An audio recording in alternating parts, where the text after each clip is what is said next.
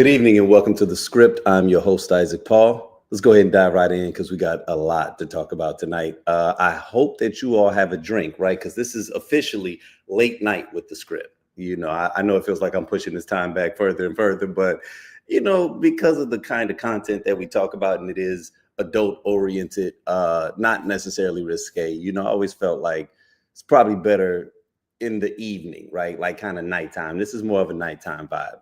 But let's go ahead and just hit you with the description early on for those of you all that may be tuning in for the first time. This is a collaborative effort between the Tequila Tales and blackdoctor.org. Blackdoctor.org is just a phenomenal organization with the primary purpose of aligning people with healthcare practitioners of color.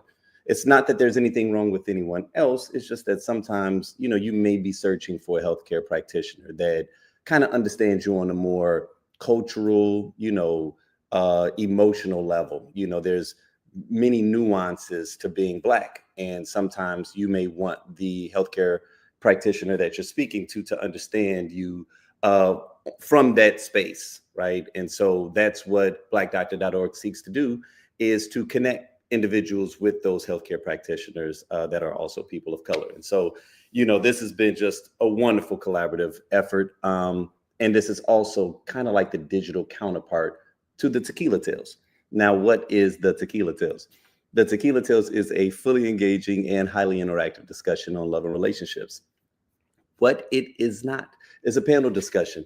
And I'm always clear to specify that because, with panels, the whole goal with panels is to hear other professionals speak, to hear other thought leaders or other individuals just sharing their thoughts and their emotions. But with the Tequila Tales, our motto is, with love, we all have a story to share.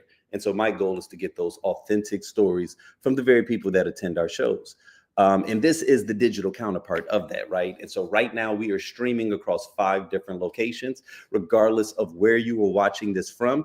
If you watch it and you are the only person in that particular room, I can still see the feedback that you are giving, right? So for instance, right now, bam, Casey says she's watching from Arizona, right? So I have the ability to communicate with you and pull your comments up directly from the live. So, we got a lot to cover, and feel free to share your feedback because we got some stuff. We got some stuff that we're gonna touch on. Quite a bit has been in the news, and then also there's been a couple of relationship topics too that I really wanted to touch on. So dive in, strap in, and like I said, if you are not drinking already, go ahead and grab yourself, a glass of wine because we're gonna have some mature adult conversation. Now, where do we begin? Let's always start with one of my favorite segments. In the news, there has been quite a bit that has been occurring. And, we're not going to touch on too much, but I mean, how do you not? Okay. So where we will begin is with Trump's $400 million jet gift from Qatar, right? We'll name this a flying palace or ethical turbulence. So let me go ahead and give you all a rundown for those of you all that may not be very aware of what's happening. The situation: President Donald Trump is set to accept a $400 million Boeing 747 jet from Qatar's royal family. Dubbed the Flying Palace, the jet boasts opulent features like a master suite, multiple lounges, and gold accents. And Trump loves gold accents. Trump plans to use it as a temporary Air Force One and later transfer it to his Presidential Library Foundation. Now, Trump's defense. Trump argues that accepting a jet is cost-saving measure, stating, why wouldn't I accept the gift? He emphasizes the jet's superiority over the current 40-year-old Air Force One and dismisses criticism as partisan attacks. Now, here are some of the critics' concerns. There's some legal issues. One, there is a clause in the U.S. Constitution which prohibits federal officials from accepting gifts from foreign states without congressional approval. Senate Democrats, led by Chuck Schumer, are demanding answers and threatening to block Justice Department nominees over this issue. And Chuck Schumer is really big about sternly worded letters with a lot of heated questions. So you do not want to get on Chuck Schumer's bad side, because he will send you the worst Karen style email to customer service that you have ever had. Okay. So I'm literally shaking in my boots, as I'm sure Trump is. There are also security risks. Experts warn that retrofitting the jet to meet Air Force One's security standards will be costly and time consuming. There's also concerns about potential surveillance equipment and other security vulnerabilities. And there's ethical implications, which to me is by far probably one of the clearest ones. Critics argue that accepting such lavish gifts from foreign governments could be seen as an attempt to buy influence, especially given Trump's business dealings in the Middle East. Now, we've had some, reactions already from people. I'll go ahead and share one of the major ones by President Trump himself. The Boeing 747 is being given to the United States Air Force Department of Defense, not to me. It is a gift from the nation, Qatar, that we have successfully defended for many years. It will be used by our government as a temporary Air Force One until such time as our new Boeings, which are very late on delivery, arrive. Why would our military and therefore our taxpayers be forced to pay hundreds of millions of dollars when they can get it for free from a country that wants to reward us for a job well done? This big savings will be spent instead to make America great again. Only a fool would not accept this gift on behalf of our country. Thank you for your attention on this matter. Yo, listen, let me tell you something, man. It pisses me off, but let's state the obvious. Listen, all I'm gonna say is, with everything that's been happening with all of these planes that's been falling out of the sky, all you're doing is just creating a scenario. That's all I'm gonna say. Is you are just creating a scenario, and just know that if it happens, I'm gonna be like the emoji that's like, well, play stupid games, win stupid prizes, right? I mean, honest to God, it's so absurd nowadays, that I'm just waiting for whatever ball to drop so that everybody can enter the find out phase collectively. You know what I'm saying? Because there are so many implications. Like, first off, for those of you all that are not familiar with the whole Trump meme coin, right? They've been doing reports on this. So, shortly before inauguration, he released a meme coin that was it wasn't supposed to be considered a legitimate cryptocurrency. It was like a meme coin, so to speak. But what they learned from this was, of the close to almost 800,000 people that invested in it, only about 58 actually received something from it, to the tune of about $250 million. The other 758,000 people lost money. Okay. And Trump is up billions of dollars on this particular coin. And what's been happening is when individuals from other countries want to curry favor with this particular president, what they do is they make this investment in his meme coin. And then all of a sudden they get on the radar of this administration and they get private meetings, right? And so all of this stuff is happening directly right in front of people. Okay. And so the same people that were so up in arms about impropriety, about, draining the swamp, all the January 6 people that were low government and corruption, this, that, and the third, this stuff is happening directly in front of their faces. And it's almost like they twist and turn like origami to create and fabricate new reasons to justify what is clearly absurd. And I mean, and it's to the point where it, honest to God, doesn't even upset me. Well, no, it infuriates me on one level because of the hypocrisy, but it's one of those things where it's like, okay, we all do know where this is going, right?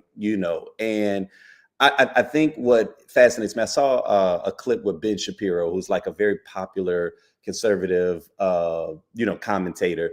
And, he has a pretty significant following. And he was actually rather up in arms about this. He was very disgusted at the idea of Trump and the administration accepting this gift. And to his own credit, he even said, man, if this were Biden or anyone on Biden's administration, we would be up in arms and we would literally be losing it.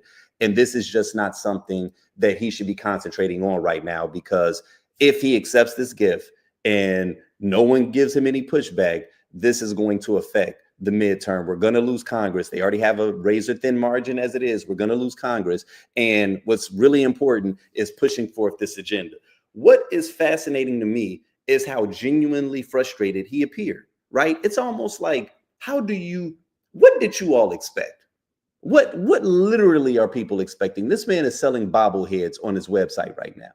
He ran a fake university and defrauded tens of thousands of people that were seeking higher education. Like, why does any of this surprise us? This is who this man is. I think the most frustrating thing is the insanity of it all. And I'm talking about insanity by Albert Einstein's definition of doing the exact same thing and expecting different results. What makes you think that you are going to, like, you think that this 79-year-old man just wakes up all of a sudden and decides to start, rallying for the middle class? All of a sudden he gives a shit, right? Like, you guys, this is who you all elected. I thought that's what you wanted. So it's actually fascinating when I start to watch certain people push back, because it's like, wait a minute, you guys, this was a part of it.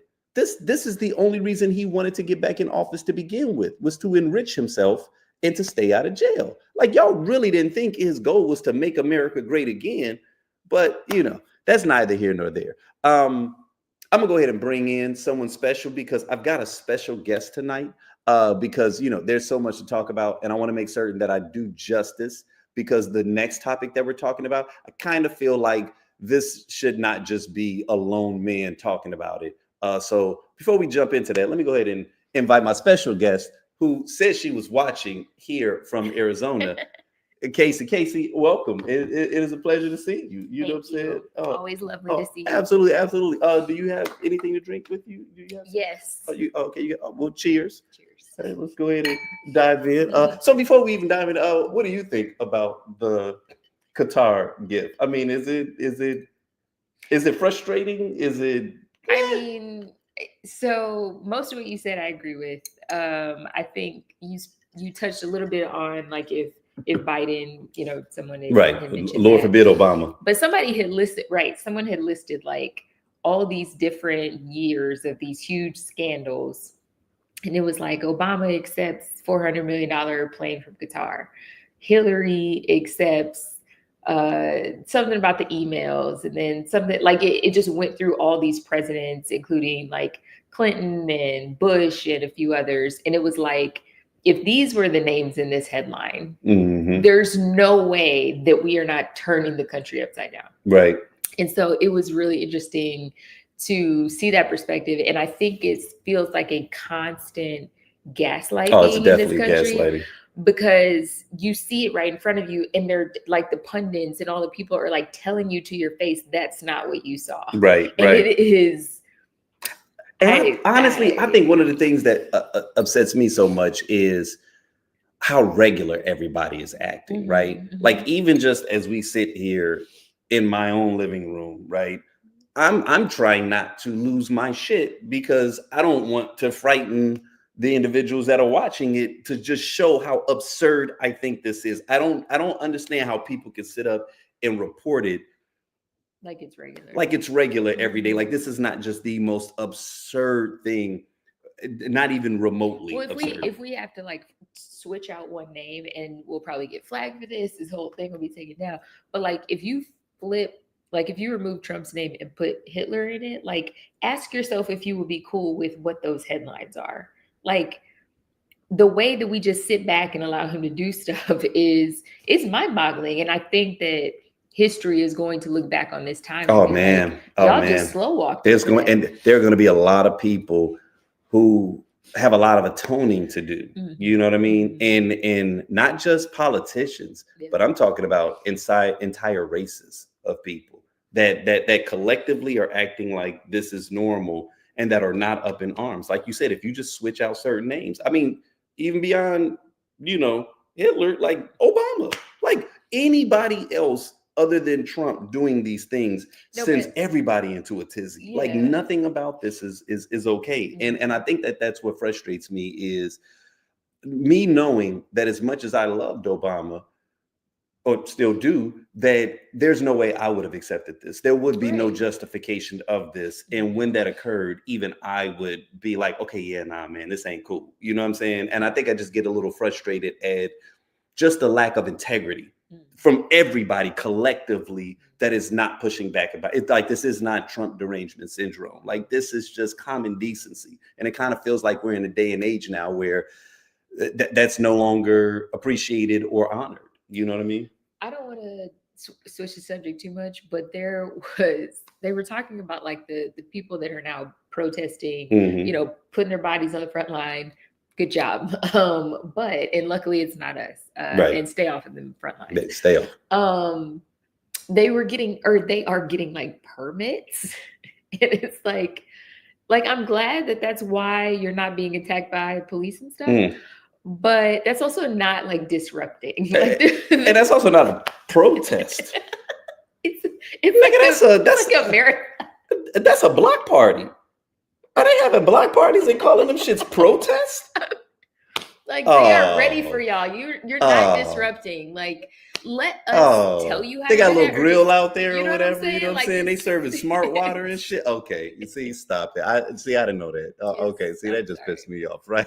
Anyway, all right, on to the next topic, and we're gonna pull this straight from the headlines and the shade room. Okay, this is TSR. Cassie details different freak off experiences, denies wanting to be urinated on more while on the stand. Now, I'm going to warn you guys right now, it's about to get graphic, okay? Because this is what is coming out from these court depositions. And if you have not read it yet, like I said, that's one of the reasons why we go late at night, because trigger warnings, okay? So I'm giving you guys a trigger warning now just so that you know some of the stuff that we're about to read.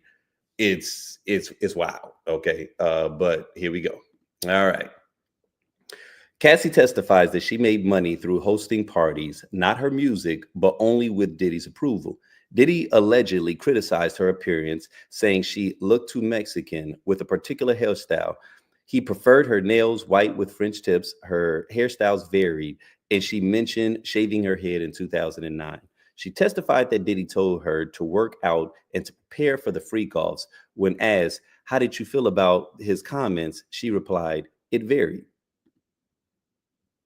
Cassie recalled an incident in which Combs left her during a freak off. Every time I read that, it's never not going to be weird to me, just to be clear, at his Los Angeles home to confront rival records executive Suge Knight at Mills Drive-In, a popular diner nearby.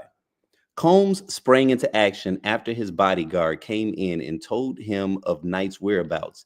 She explained Combs and the bodyguard, dressed in black clothes, grabbed guns from the safe and loaded into the SUV, she said. I was crying. I was screaming, like, please, don't do anything stupid, Cassie testified. I was really nervous for them. I didn't know what they were going to do. She said it was like I wasn't even there. Cassie said Diddy later returned, but she didn't say if he told her what happened. It's unclear if he ended up seeing Knight at the diner. Okay. Let's see. Turn. Okay. Okay. Yeah, that was just another one. I don't know why they doubled up. Okay. Cassie testified that Diddy paid for things like cars and gave her cash, but would take them away based on his mood. When asked what else he would take away, she answered, my self-confidence. She said staff will also take things away. She also testified that her laptop and phone were taken by security whenever she was being punished and would be kept as long as the punishment lasted. She was in daily contact with Diddy staff. She identified people in the photos as Christina Karam, KK, Miss Fletcher, and D-Rock, who was part of Diddy's security team. Cassie testified that her first freak off occurred in Combs's Los Angeles home at the age of 22 around 2008. She said a male Las Vegas stripper came into the house just months after Combs told her about his interest in voyeurism. Cassie said the freak offs were a very choreographed experience with lots of baby oil. The substance would be heated up, a closed bottle placed in a sink, filled with hot water, and applied liberally because Combs wanted her glistening constantly, she said. She testified Diddy would call her out when she looked dry and ordered her to reapply, sometimes requiring a new coat of baby oil every 5 minutes or so. This just gets more and more bizarre as you go into it. On one occasion, she said a blow up pool of baby oil and lubricants was placed in a hotel room. She said she was told to get inside in her outfit and shoes. She also said close to 10 large sized bottles of baby oil would be used during a freak off. It was such a mess, she said. It was like, what are we doing? An email exchange was shown in court. In the email, Cassie referred to Diddy as Pop Pop. She testified that Diddy asked her what she called her grandfather, and while she went along with it at the time, she now views it as disrespectful. Another message was introduced where Cassie wrote to Diddy that she really needs to blank. When asked why she sent it, she said it was because she wanted to be with him. In a separate message, Diddy asked if she wanted to stop, and Cassie responded by calling herself predictable. The prosecution asked what she believed the message meant. Cassie said she thought he understood that she didn't want to keep doing it, but she pulled back out of fear, adding that her fears stemmed from his past violent behavior. Cassie testified that she responded to escort ads on Craigslist and Backpage while in New York. When asked if she ever contacted escorts on her own, she said no. All right, we're almost finished. In court, when asked when asked by the prosecutor if she wanted to be urinated on, Cassie firmly replied no, calling the experience disgusting and saying she choked due to too much urine in her mouth. No one could think I wanted it, she said. She stated Diddy urinated on her and emphasized, I didn't want anyone to urinate on me. Cassie said it happened often enough. When asked about hotel damages, she identified the Intercontinental in New York as the most expensive, noting it had to redecorate the entire room. Cassie says she took ecstasy and alcohol beforehand and wore a masquerade mask as part of a disguise, as instructed by Combs. Each session lasted until the escort finished, and she recalled at least two such encounters with the first escort. Cassie testified that she couldn't recall all of the freak-offs because there were too many. She said she wanted to stop, describing the experience as humiliating and emotionally overwhelming, breaking down in tears on the stand. Also, she told Combs she didn't want to continue. She approached the topic gently out of fear. She didn't want him to simply replace her with someone else or become angry. So, whew. And that was just one day of testimony, right? And it's one of those situations where it's like, I understand the importance of this, but it was gut wrenching to read. Uh, and it was one of those things where it was like, it's important that it gets out, but how do I put this in a safe way? Like, you almost want to, it's almost like take me out the chat. You know what I mean? It's one of those things where it's like, should I be reading this? You know what I mean? Like, it's one of those type of things where it's like, I understand the importance of getting it out. I understand the importance of court depositions. Well, it's a RICO charge, so they have to. Right. But to read it, it was just like, It's hard. So I have a question for you. okay. Because what I was seeing in the comments on any of these stories were, I would say, men and women, primarily men, though, that were basically saying she was an adult, it was consensual, and she could have left at any time. I think what caught me off guard was reading all of those things and not being able to see a few different things. Number one, like when men, or not even men, but typically men that are of that, had that much power, where someone, she was 22, for whatever time period that particular message was from, like the power dynamic and the age difference. Yes, she could walk away. But if you've ever heard any story about any sort of domestic violence victim, sexual assault victim, especially within families and stuff, like, it's not, a lot of times walking away could be dangerous or deadly.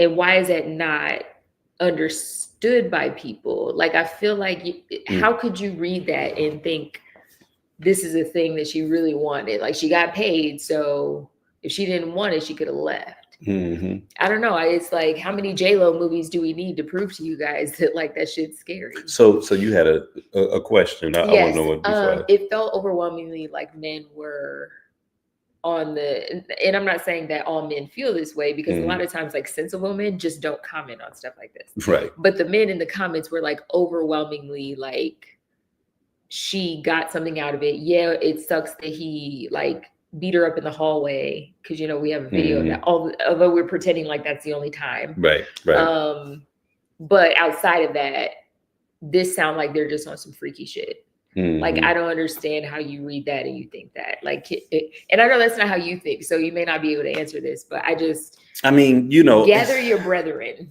Like, I don't. You know, it's one of those situations where, you know, when everything was happening with R. Kelly, and I could sense this vehement pushback, you know, and an almost refusal to hold him accountable at any given point, you know. Even now, it's always a deflection. It's always, well, what I want to know about is the parents, you know. It's like we are trying to do all of this stuff to hop around so that this one person cannot be seen quite as guilty, right? And I remember, like, way back then, like even before the trial began, you know, I realized that one of the reasons that people have a hard time just acknowledging how heinous some of this behavior is because, one, they either do the same thing, or two, they are aware of the fact that if they were in that position of power, they would be doing the same thing, right? Like, you know, there's always that joke of like, old enough to pee, old enough for me, you know. And I remember, like, out of control. And it's out of control, you know. If there's grass on the field, play ball. Like, there's all kinds of like colloquialisms that dudes will say, but it was always tongue in cheek and playful, right? There was never, at least from my understanding, this belief that really was how you felt. Because I remember, like, we talked about this the other day, like, I came up in a period where it was like, people was like, man, make sure you check in AIDs, because there was this concern of girls trying to look older to curry favor with you, only for you to later find out that they were underage, right? Like, because that was what we didn't want. Again, or so I thought. Older. Right. Or so I thought, yeah. Right. But back then it was always like, okay, yeah, getting a woman in their 20s, mid 20s or late 20s, hey, that's young right there. Then all of a sudden it's like everything started to shift. And I don't know if that was the internet, like internet porn, you know what I'm saying? And the reason I say that is because, like, one of the things that is very prominent is like barely legal. Barely legal, right? And to be clear, most of them women are not barely legal. Them women, they're grown as hell, to be clear, okay? You know, and they might still look good, but like the whole idea that barely legal is an enticing thing, right? Like, oh, I don't want them when they're 22. I need them when they're 19. You know, I need them barely legal. Shirt, but you know what I mean? Like, that to me, like, the mentality of that is like, because even from there are a lot of 19-year-olds that look like they damn near in their 30s. The same way you got some black women that's 35 and they look like, girl, let me see your ID, right? So it's not about the look. It's about the power, right? It's about, a chick that's got a little bit of mileage. It's not just about the look, but I think it's more about the power, because if you were just interested in a youthful look, you can find that in a woman that's in her mid to late 20s. You see what I'm saying? When you catching them, as soon as they cross that 18 bar, one, that means that you were probably looking at them beforehand. And two, you wanted first dibs, right? Because in your mind, there was something about, I guess, the purity of them never having experienced this. And then you get to groom them. So without question, it's definitely about grooming. It's definitely, and when I mean it's about power, I mean that. Like control specifically, right? Because how many women are going to allow Diddy to do what he was doing other than a 22-year-old, right? Like, and not saying that it's impossible, but saying that, you know, once a woman get a little bit more experience under her belt, becomes a little bit more confident, you might get a little more pushback. But if you really want them when they're fresh and they're green, then you're gonna get them young, and then I can train you to become the person that I want you to become. And so, I'm like, again, I'm always fascinated by that. But I think that the reason why you get that from people in the comments is because it's the same reason when you see people that are comfortable with Trump's rhetoric, right? If you are comfortable with Trump's rhetoric, to me, that means that on some level, a little bit of that exists inside of you. A little bit of that bigotry exists inside of you. A little bit of that hate exists within inside of you, right? And that's what resonates. So his hate is communicating with your hate, and now we're just having a hate fest. So it's the same way. If I see deviant behavior and I'm comfortable and I'm cool with it on some level, what that means is that the darkness in me understands the darkness in that, right? And so I feel the need to defend it, because my thing is, shut the hell up, right? Like, the fact that y'all are outing yourself, and to your point, I was going to touch on it because we always have a segment called Stay Out of the Comments. Yeah. And so the reason that I picked up and I read those things is because I wanted to show you guys some of the comments that exist in it as of right now, right? Just some of the stuff that I've seen. And to your point, and this was the surprising thing, is that there are, yes, a lot of men, but there were just as many women that was defending it. And I was just like, okay, like one of those like moments, right? So here we go, right? She didn't want to be replaced, ... Case dismissed. Okay, right?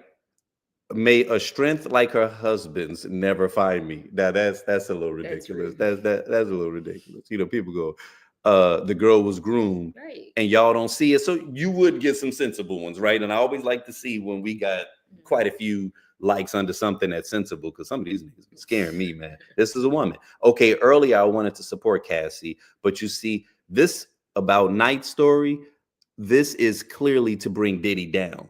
Don't add me. This woman is not hurt. She is desperate to tear this man down for not settling with her. Like I said, I need J-Lo, Carisha, and other exes to share the same story. Until then, I'm not believing any of it. Or maybe it's too early. You know what I mean? Like, when you start seeing stuff like that, it's just like, okay, what are we talking about? So one of them is dead. So that's one ex that we'll never hear from. And I'm sorry, I didn't mean to laugh, but just I can promise you, she got stories. And there are rumors of stories. Like, if you think that Kim was just having his babies because she was just so happy while he was in relationships with other women, I can promise you that's not what the case was. Right. Like, J-Lo can't speak because there was some shit going down while she was dating him.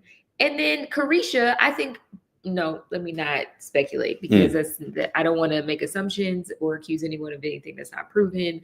But at the same time, we need to believe but at the same time, it's also one of those things where it's like, because just like, I've had some guys that's in the, the trenches, they in the streets deep, and they may have a main girl, right? And even though these guys is in the streets, they take care of their main girl, right? They try to keep it away from her. But it's like, dude, over a period of time, and with as deep as you are in the game, there's no way that she has not brushed past something or seen something, right? Like, to me, there's always a willful ignorance in certain situations where it's almost like you saw something, but you knew that it was easier to just kind of keep your mouth shut and play the, well, I don't see nothing, because you're benefiting from it.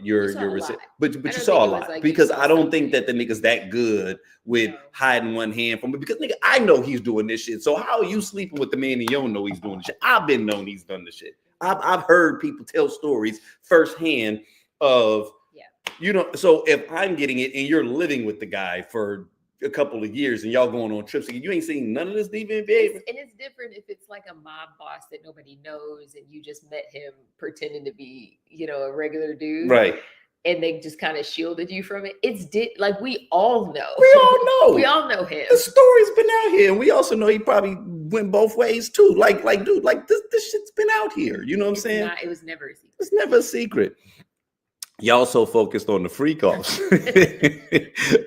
Like, that's not what this case is really about. It's not. She's on the stand in a federal RICO trial, not for clout, not for headlines, but because there's a documented pattern of abuse, manipulation, and control.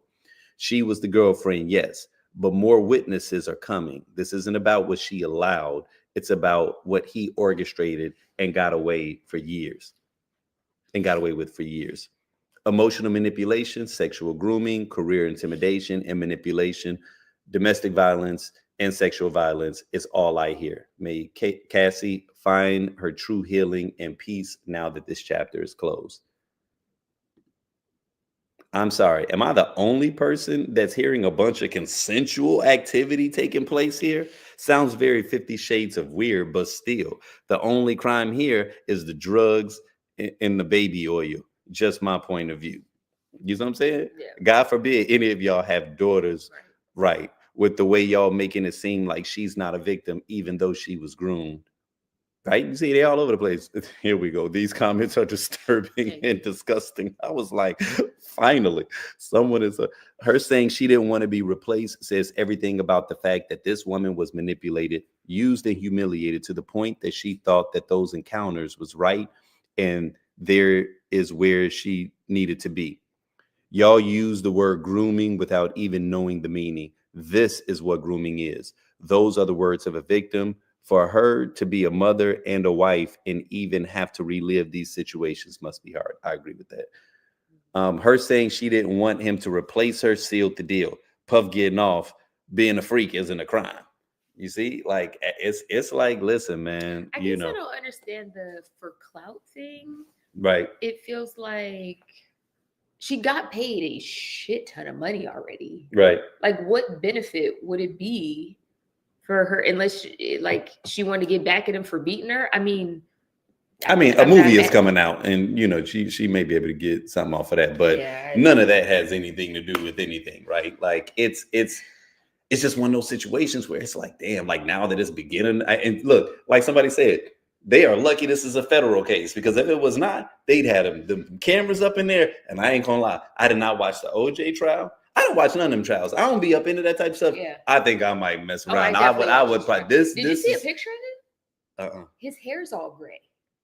Oh, word. Oh, he's stressing. Oh, well, no. Well, it ain't about him stressing. He ain't got his, But he ain't got the treatment. So how much you want to bet if he gets convicted, he gets pardoned by the president?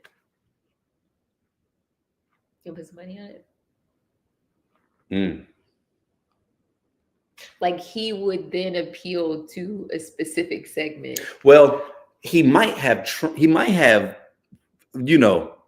footage of some of these people are caught in some of them tapes of the free calls. Yes. And that they didn't sequester all of them. He got backup somewhere in the cloud, somewhere that don't be surprised if he gets pardoned or if something occurs, because there's some damaging information and it's already been known. I saw what y'all did to Epstein. Right. If it happens to me, all of these tapes get leaked. So he like, look, y'all can assassinate my character all y'all want to, but as soon as he gets pardoned, he's going to go to Cambodia or wherever. He gonna be over there with Russell. Well, Russell, that's he gonna be Bali just meditating and shit on him. Yeah. Okay. All right. Well, then, like I said, it's serious business about it. Like it's an unfortunate situation. It's one that we knew was coming for a while. I think that one of the most difficult things about it, to even what you just said, is how these moments we don't just watch. It brings out the worst in us sometimes, right? In terms of, like I said, going into the comment section, and then even just having interactions with people who you once respected. It's like we used to be in a day and age where how you felt about sensitive things wasn't common knowledge. So you didn't know that your cousin was crazy until you all just had that random conversation at Thanksgiving. And luckily you only got to see him once a year. But when you follow someone on social media, it's like, and they happen to be the vocal type, I get the unfortunate pleasure of being subjected to all your random musings.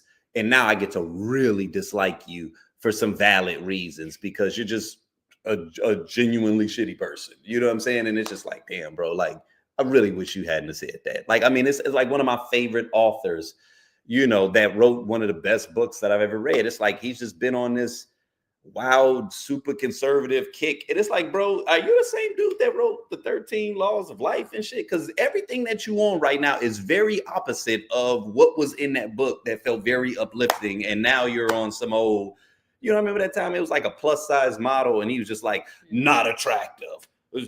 I don't know why they're trying to put, like, nigga, are you saying, first off, I think she kind of fine. So speak for yourself, okay? Like, it's like, You gonna tell him who you talking about? Jordan Peterson. You know, where it's just like, bro, like, okay, Yeah. you know, She was very pretty. yeah, nigga, you know what Just I'm because saying? you don't like her doesn't mean she was not attractive. And trying to feel like, oh, they're pushing this woke. Nigga, that ain't woke, she fake. And I apologize that your frail old Canadian ass don't, you know what I mean? It was just like, who are you speaking for? Anyway, let me stop. And sometimes in those moments you say to yourself, yeah, I wish I didn't know that about you. I wish you just shut the hell up and I could have just honored you from afar and downloaded your lectures. But now I get burdened with knowing, oh wow, you're actually a shitty dude. And I know sometimes people, I know right. And you know, you hate to be someone, because I'm not someone that says I gotta agree with everything that you think, right?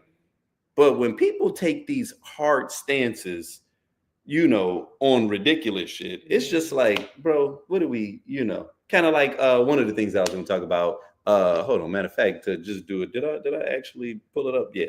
Let's go ahead and move into this one. Kanye West, Hail Hitler, a new low in shock culture. Okay.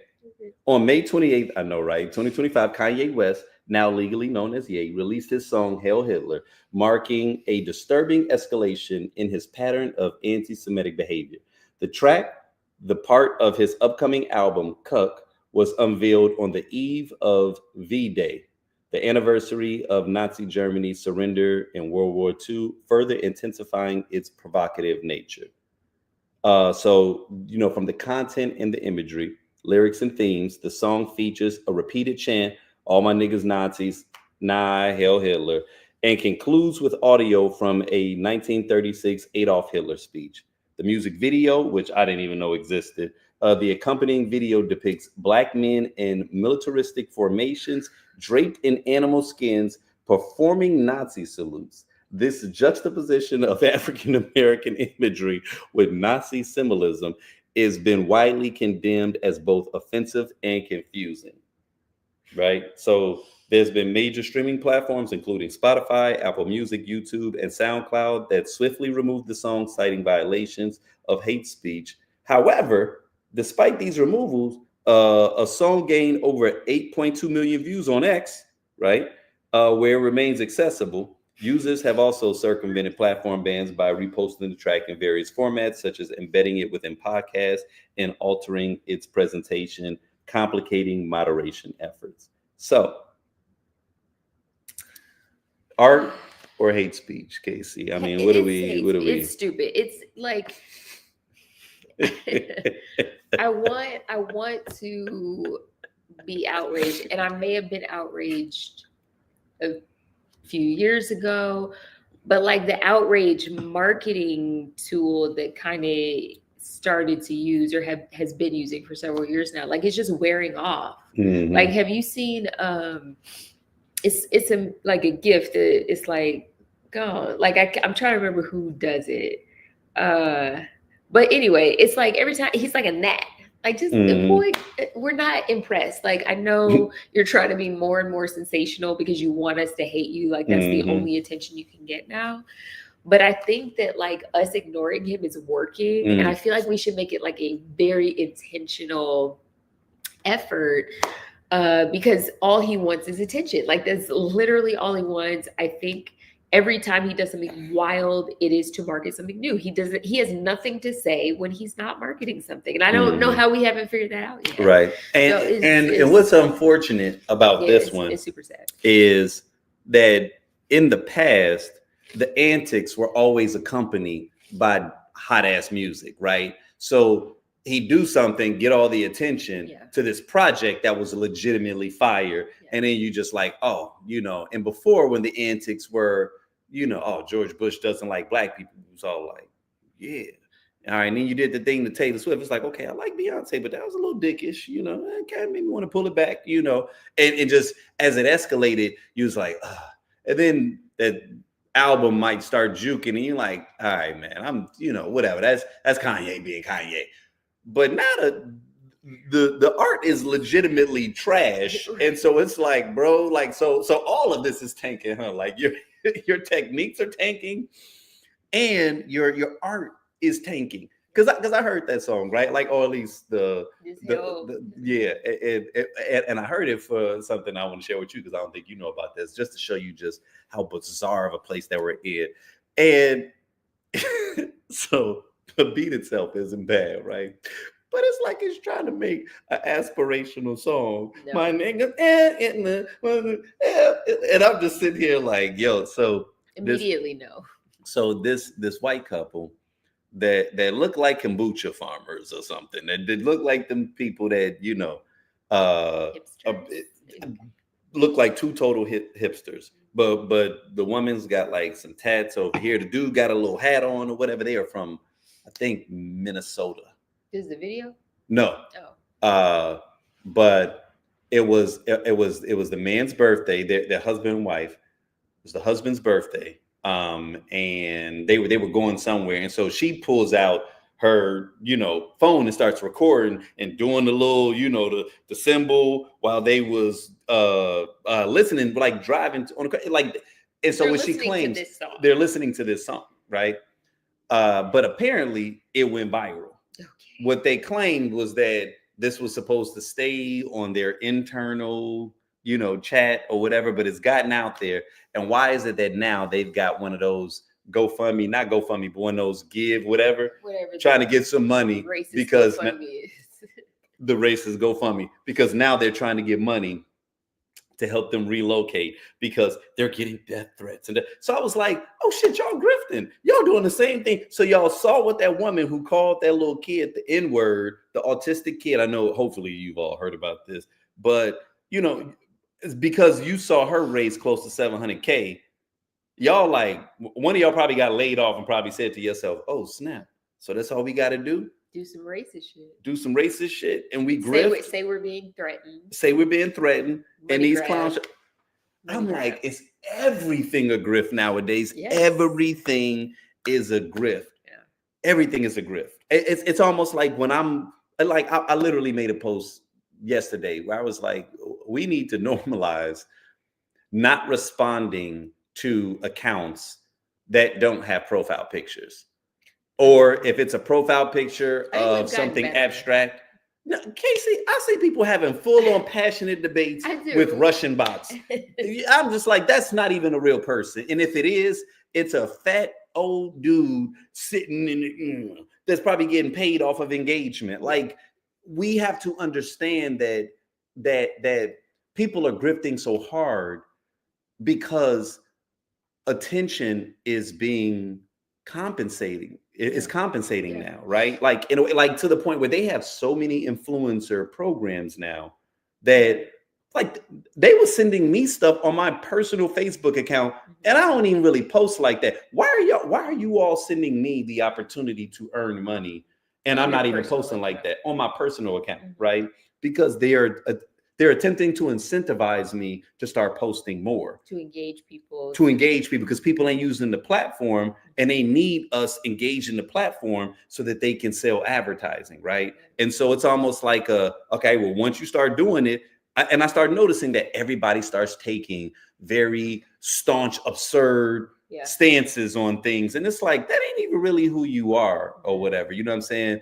You're doing it to get money. But here's the unfortunate reality about that is the more you do shit like that, eventually it does become you. Like if you act like a thug nonstop for a couple of years, eventually you start to believe you a thug. Eventually you start pushing people. You start doing bully type shit. Like it started as a grip. It started as that's just a little an act I'm playing. Right. But the more invested you become in this character, the lines become blurred between the real you and what you're doing for money, right? And the more that you do that, you look up and it's like, okay, Like now I really, again, now I feel like being on some Goonie shit. You know what I'm saying? And it's like, all right, y'all, this is dangerous. Oh, we got Ursuline pulled up. What's going on, Ursuline? So yeah, okay. So now this next section, it's kind of interesting. What do you know about David Hogg? David Hogg was the kid. I want to say I know he was in a school shooting. Mm-hmm. Uh, what school was it? Parkland. Yes. Parkland school shooting. Mm-hmm. A survivor, and he rose to prominence, really pushing back against gun violence and just, the not the Second Amendment specifically, but just how the gun lobby has really owned the country. He was recently elected, I think, as the vice president of the DNC. Mm-hmm. Vice chair Mm-hmm. For the DNC. And I think it's being challenged right now. But but I know he's on Bill Maher saying things that. Are we gonna get to that? But kudos on knowing stuff. I'm telling you, man, you like woke, baby. I am way too informed. I am stressed out every day. And that's probably why. I just want to not know. So I'm gonna go ahead and read what from the information that I pulled. Okay. It says David Hogg, a prominent gun control activist in Parkland. I appreciate that you knew that. A shooting survivor is currently embroiled in a significant controversy with the Democratic National Committee, where he serves as vice chair. On May 12, 2025, the DNC's Credential Committee voted to void Hogg's February election as vice chair, citing procedural violations related to gender balance requirements in party leadership elections. The decision also affected Pennsylvania State Representative Malcolm Kenyatta. Both will remain in their positions until the full DNC votes on the matter later this year. Hogg's initiative to allocate $20 million through his PAC, Leaders We Deserve, to support primary challenges against incumbent Democrats has sparked internal party tensions. DNC Chair Ken Martin criticized this move, emphasizing the importance of neutrality among party officers during primaries. Martin even issued an ultimatum for Hogg to pledge neutrality or resign.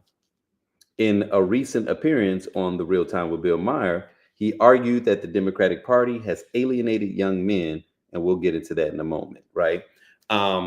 What's actually interesting about this, because he's been trending, and not just because of this clip that we're about to see from Bill Maher, but he's been trending because of the fact that not only has he taken this staunch stance that the DNC is attempting to kind of oust him because he's this young upstart with these fresh ideas and he's gaining too much momentum and he's upsetting the party's brass, right?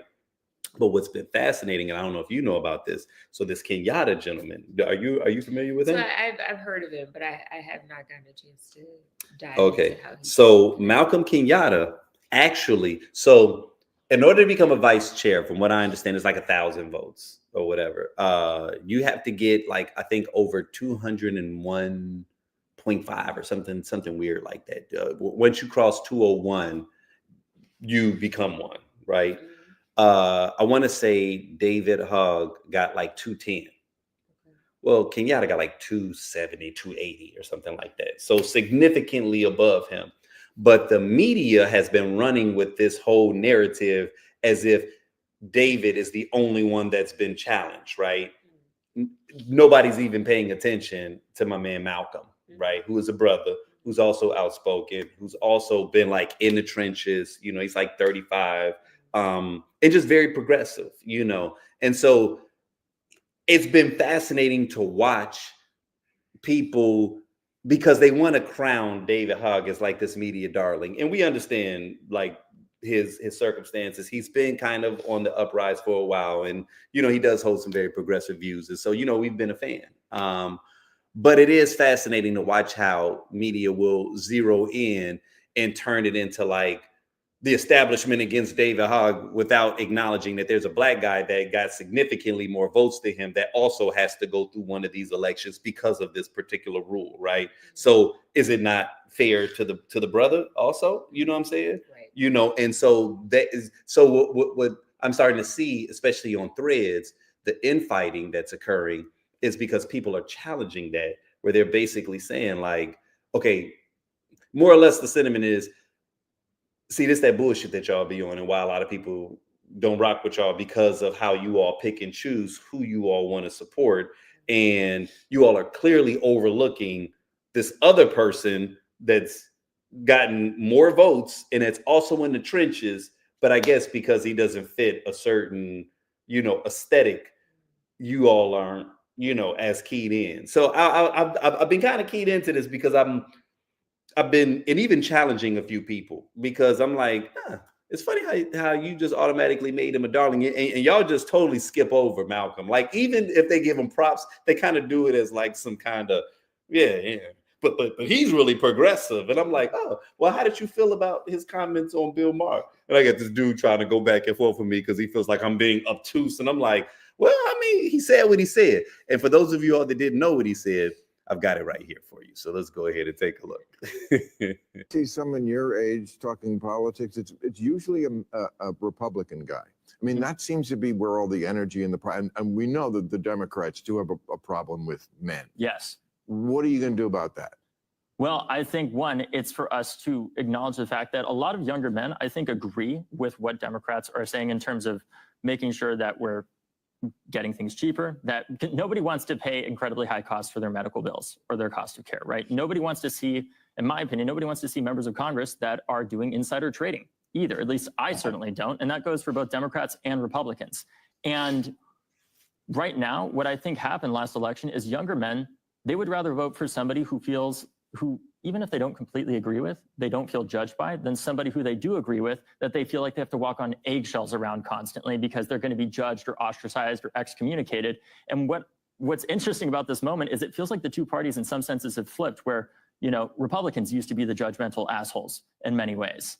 And since many Democrats, despite us, I would say for most of us coming from the right place of wanting to do the right thing, we've created a culture where we say, well, if you say the wrong thing, you're excommunicated. And that's just not how human beings work. Nobody is perfect, but ultimately what we have to do here is figure out how to bring people back in and work towards the bigger goal of advancing the future of this country and helping young people especially get by so that they're able to focus on their lives and, you know, getting with a young woman or something like that, instead of how are they going to pay their rent, for example, or how are they working their two jobs. Young people should be able to focus on what young people should be focused on, which is how to get laid and how to go and have fun. Rather, David Hogg for president, ladies and gentlemen.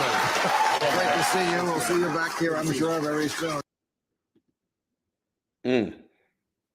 What do you think about that, Casey? That people need to be focused on how to get laid. Okay. Yeah. You know, part of the problem is that, you know, dudes ain't getting enough ass out here is really what. Okay, I'm gonna say this. And okay, bars a little right. bit. I was gonna say it might kind be of the problem. You know what I'm saying? but I think he's not wrong about. He's not. Y'all need to get. It's way too many podcast dudes that need some affection. I'm being very politically correct here. Like y'all desperately need a lady in your life, okay? Because or just ban podcast equipment, like not yours. That's so silly. But you said not mine. Like pick on you. But yeah, like if you think that like that, I think it's really intense privilege to say, like, we need to stop focusing on these issues and help young white men get laid. Listen, like, it's kind of forgive my French, but fucking ridiculous, right? It's like ridiculous. To even feel, and I'm gonna tell you why. And I haven't even seen this dude that was going hard in the paint for him, his response because he tried to make it seem like I was being intentionally obtuse and this, that, and the third. When I said that, well, really what he was saying was this, and I was like, listen, the same way that I thought that you were being kind of like nonchalant as it relates to what Malcolm Kenyatta, his stuff was. I also took this very real comment of what David Hogg said in the concern of what we've seen with white men when they attempt to appease the manosphere. Like they get into this bro code space where it's like, and let's be honest, the dude is like in his early to mid 20s, right? I don't give a damn how progressive he is. I know on some level that at that point he's being ruled by his hormones, right? And I'm not saying like completely, but the fact that you feel the need to even vocalize this, and the fact that this now seems to be this new party initiative of how are we going to get, underprivileged, uneducated white men to join our movement. And it's like, if the only way to get them to come on board is to start tap dancing and like forgetting everything that we stand for, fuck them.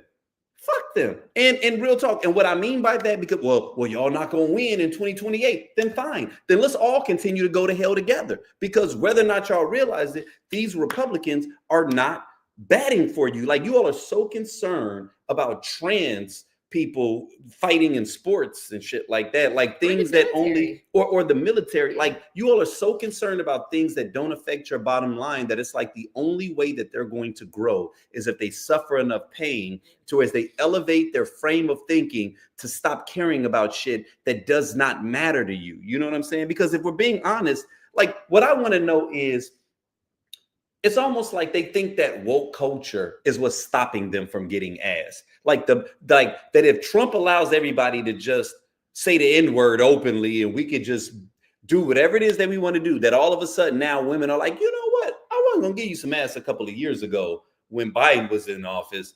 But you know what? Being a dick is kind of sexy now. Like, no, right. Like if women are evolving and you're not evolving with them, then the issue of why you're not getting ass, bro, is because you won't evolve. It's not the system. The system ain't never stopped me from getting ass. And that's the problem with these young kids nowadays. I'm gonna tell you what the problem with these young kids are. It's this bullshit right here. Hold on. I just need y'all to see this next thing. Hold on. Is that what it is? Oh, okay. I guess I didn't set it up. See, I thought I set it up, but hold on. Look at this foolishness right here. Well, his nickname's Tampon. No real man has a nickname like that. Well, that's what it is. I'm sorry. I didn't make it up. He wants them in boys' bathrooms. Real men don't talk about how they can beat other guys up. They don't talk about how masculine they are. Maybe if you're a professional fighter, you can do that, but I don't know people that do that, and I know a lot of tough guys. Like this guy, Greg Gutfeld. I have rules for men. They're just funny. They're not that serious. Like you don't eat soup in public. You don't cross your legs. And you don't drink from a straw. And one of the reasons you don't drink from a straw is because the way your lips purse. It's very effeminate. And his excuse was, well, I was drinking a milkshake. Again, you shouldn't be drinking a milkshake. Milkshakes are for kids. Yes. Delicious. Now,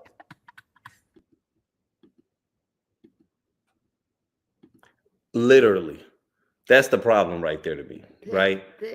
When you have to be that person, right? When you have to be that person where you say to yourself, don't cross your legs in public. Why is anybody taking cues from him? That's why y'all not getting ass, because that's who you decide to listen to. Because y'all listening to Joe Rogan, because you're listening to dudes that you can look at and tell them do. First off, look at how they wives look, or look at how they girls look. Like, what about them says swagger? Like, I remember growing up, if we were going to look up to somebody, it was like a Zach Morrison or Theo or, somebody that defines, it was clear who the cool guys were. Right. That's the cool guy right now. They had leather jackets, right? And cowboy boots. You know what I'm saying? Like, we knew. Nowadays, that's who y'all taking y'all cues from. The Rush Limbaughs are the ones that y'all taking cues from. Everybody's angry, trying to figure out why y'all can't get no ass. Bro, sit down. I promise you, I will give you an affordable consulting rate. I can give you a pinpoint, agenda of why you not getting asked and what we need to do to correct it. And I'm not even joking. I would literally do that. If one of y'all out there that's watching this is not getting asked, hire me, because I can tell you, because I guarantee you it's not a big secret. And won't nobody tell you because they don't want to hurt your feelings. You probably need to go to a conscientious, objective observer. I will be able to look at you and tell you, oh, let me tell you why. Oh, no, ain't got nothing to do with your job. It ain't got to do with 50-50 neither, nigga. Like, it ain't got nothing to do with what you look like. Bro, you ain't got no personality, dog. You ain't got no swag, dog. Like, you all are literally taking cues from these dudes where the only reason that they get asked is because they're rich. You know what I'm saying? It's like, and sometimes, man, like I said, man, like it hurts my heart because I feel like, man, I should have done more. My homies should have done more. Like the cats that I'm connected to, we should have done more, because I don't think that we acknowledge that there was an entire, not only generation, but like group of individuals who were lost and who were seeking counsel. But if nothing exists in the way of giving people tutelage, and then the primary voices are, okay, so even before the podcast guys, because I think before the podcast guys, women have always had a bigger bullhorn than men in terms of, if you look at daytime talk shows, or magazines, there was always something that was telling women how to act, what to think, what's appropriate, the whole nine.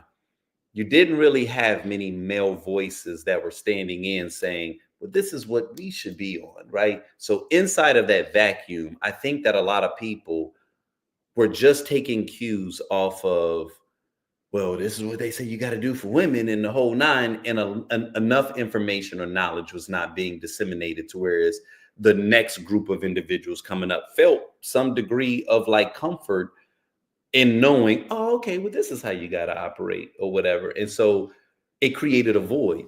And some people saw that there was a void and they started capitalizing and they started sharing information that was really, I can only speak for our community because that's the one that I'm most invested in. Forgive me, I'm dealing with some allergies. That's fine. But it feels like, how much do you believe in like a concerted effort of this sort of thing? Because, we talk about how the crack epidemic was obviously very specifically injected into our communities.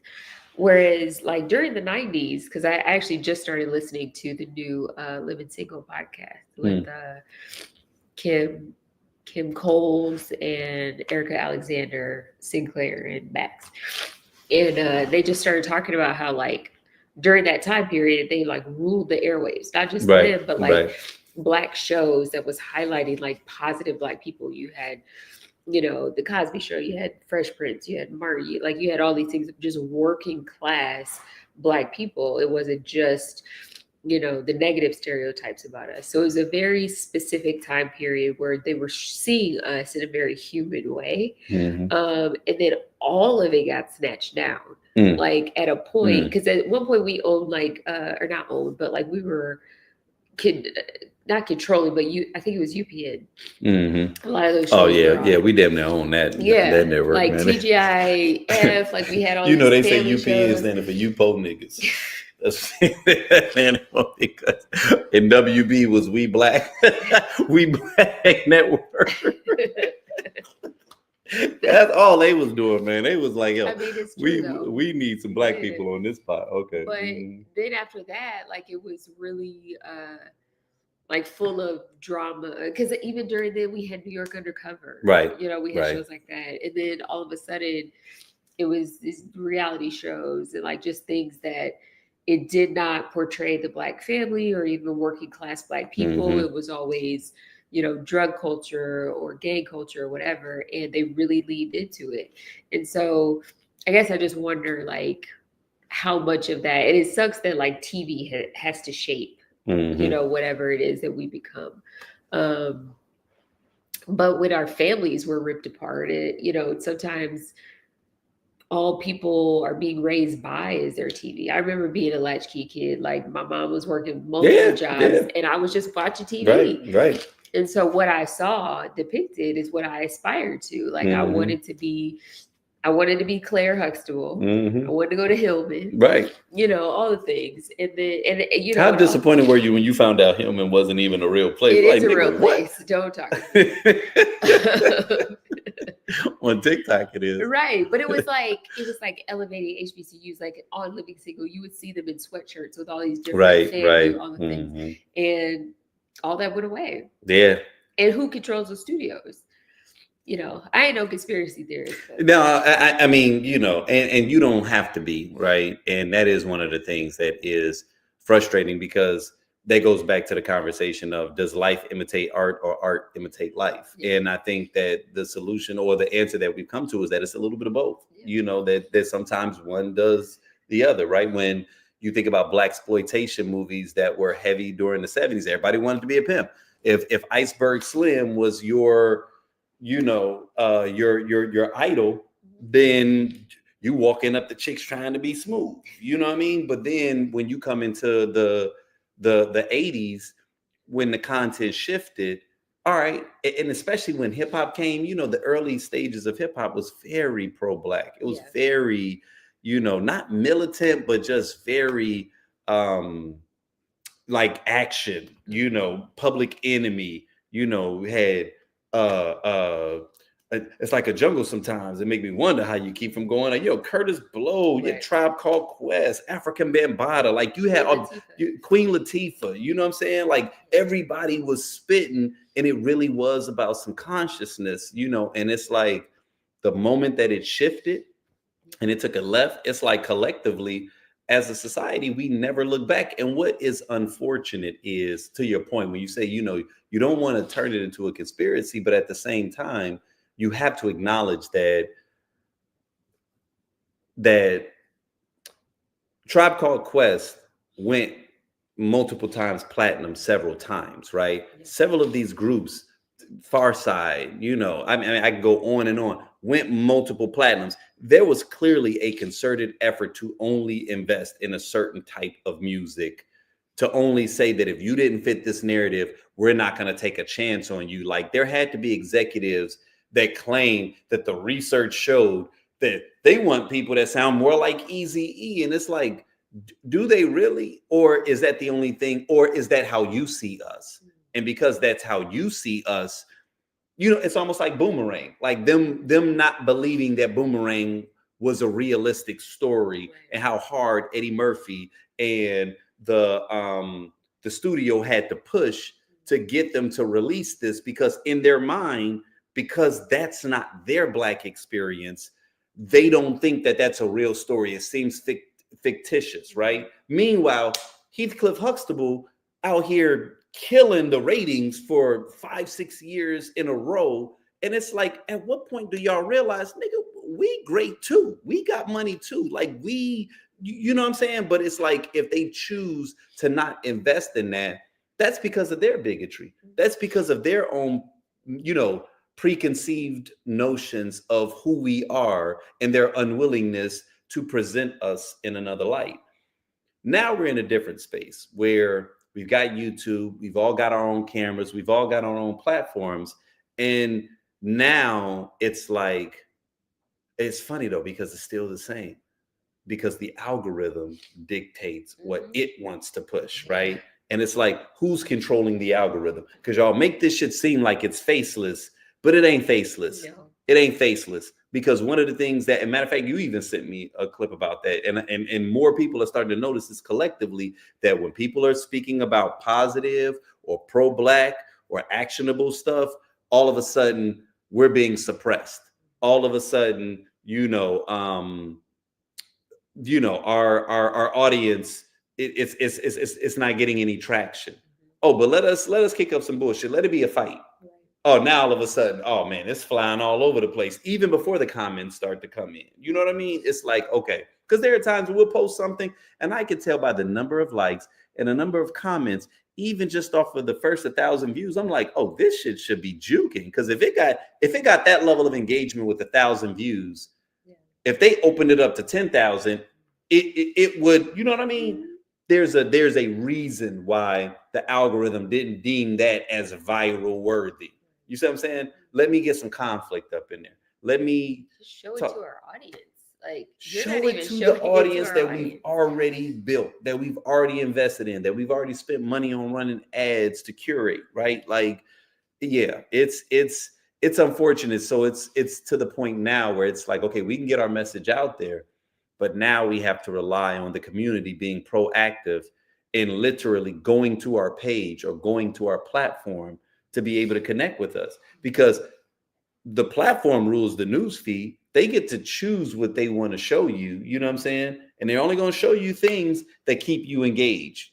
I think our content makes people feel good. You know what I'm saying? And they don't like that shit, because the things that get you so frustrated where you like, man, I gotta, like, that's the shit that they know is going to keep you on the platform, you know. And it's not even saying that our stuff won't engage people, but it's just unfortunate to know that even though we're in a space now where more voices can enter the fray, we're still fighting the same battle of like, okay, yeah, I can put the message out there, but how do I actually get it seen? How do I actually get it heard? And the only way to do it is to follow that Kanye absurdity model, which everybody has already adopted. That's the only reason why his shit ain't popping off no more. Is because now everybody's Kanye. The only way to get your content seen is to be Kanye. Yeah.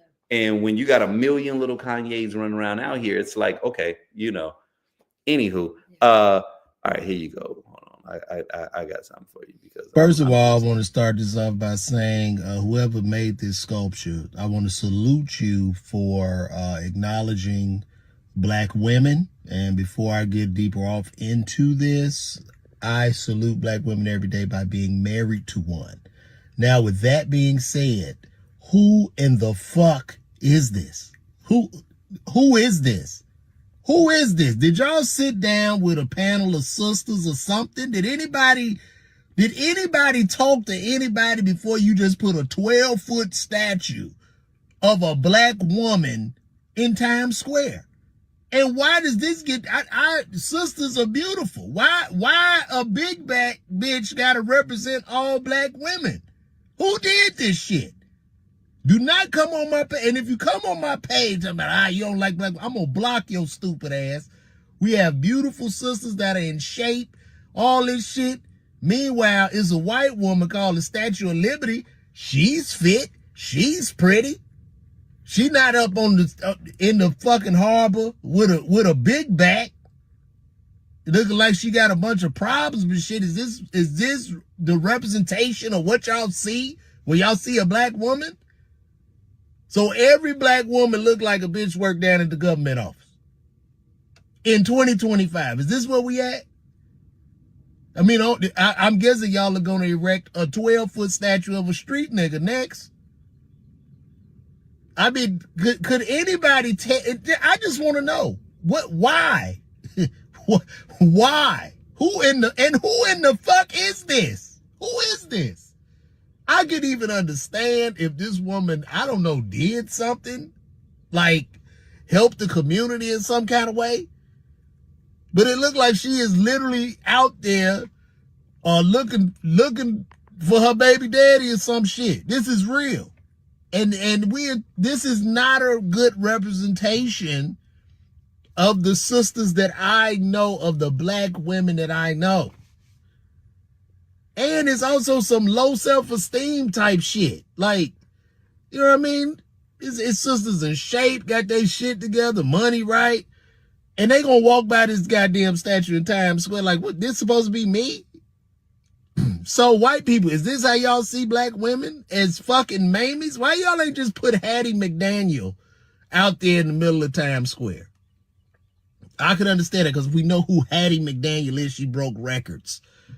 But a fucking 2025 mamie, I'm going to say it again, a 2020, that looks like a fucking mamie who got all the asses and shit. She's slick, she's sassy, she's the big Black woman.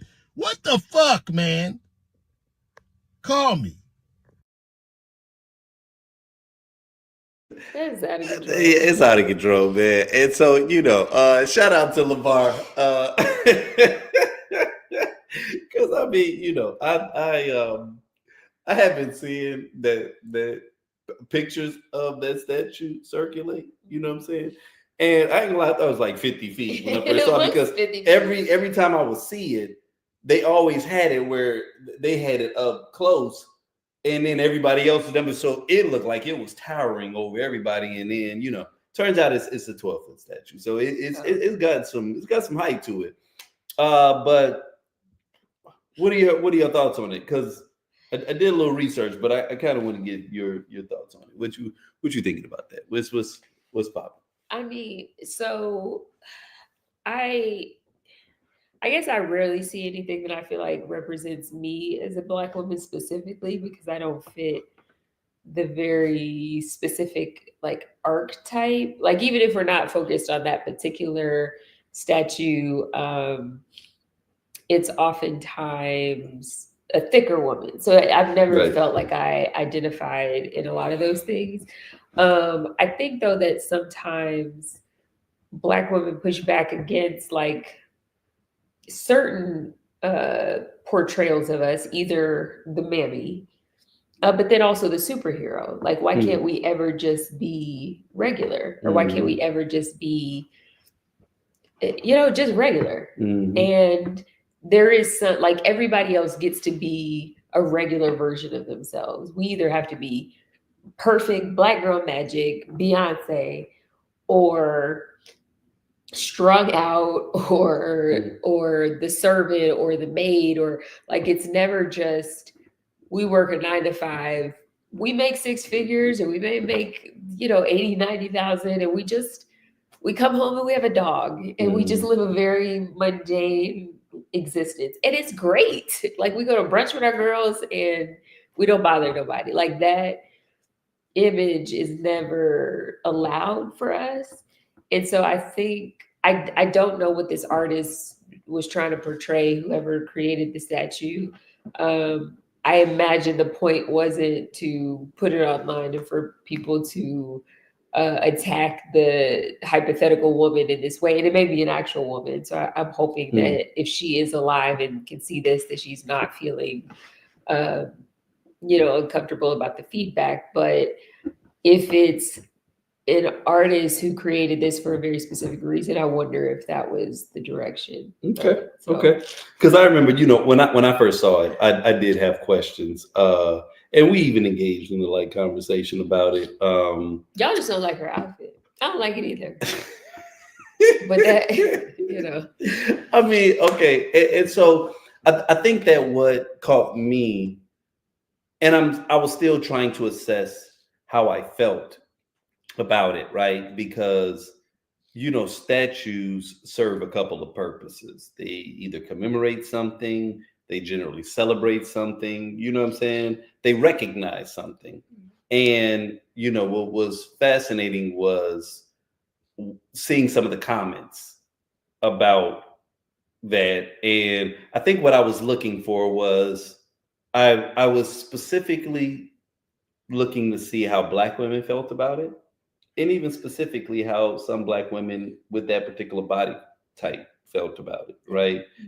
Did they feel empowered when they saw it? Or did they feel like it was mocking them? Because I do understand the celebration of something that is real, that's legitimate, that's authentic. Or even if not the celebration, the acknowledgement of something, that are those things. But it's such a fine line, right? Because, when you think about statues, even just from back in the day, they always took liberties to make them seem more pristine.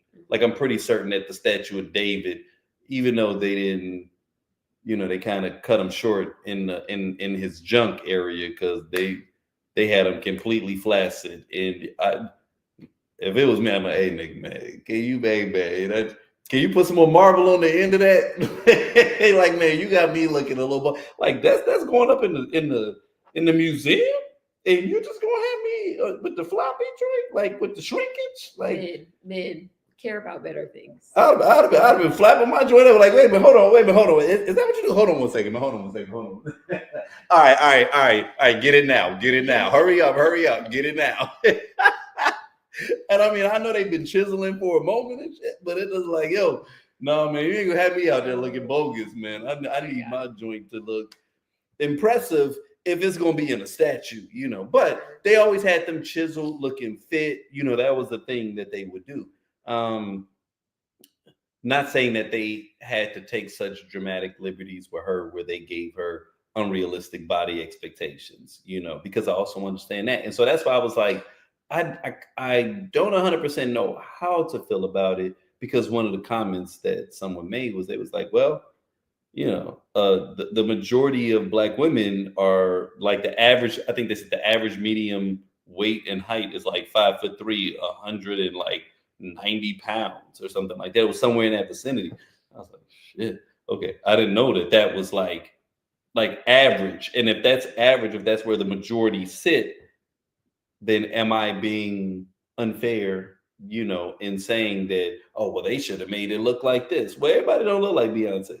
Everybody don't like Carrie Hilson. No, like, so most. You putting that up there, that might be more insulting, because now you're telling everyday women that is what you should aspire to, regardless of your body type. And so, you know, it's a dicey area, you know. But I think if she was somebody that had done some shit, then we would get, you know, ain't nobody expecting a statue of, you know, Harriet Tubman to turn me on. No, that's Harriet Tubman. If that's how she looked, then I'm gonna respect that, right? But if it's just random woman and you just like, yeah, I'm gonna make it look like a manager at the Waffle House.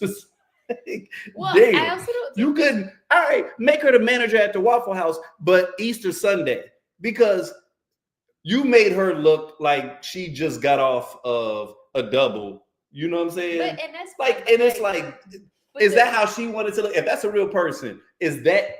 I mean, that's the question. Is that how her profile picture looks? That woman right there, is that how her profile picture looks, or did you just capture her in a way where is that the statue she gonna untag herself from? Is what I'm trying to figure out. When she like, nigga, don't ever post me. Like, you know what I mean? I mean, we are picky, yeah. And I don't think that they made that woman. I don't think they didn't make Bonquisha look the way that she would have wanted to look if she was going to be a 12-foot statue.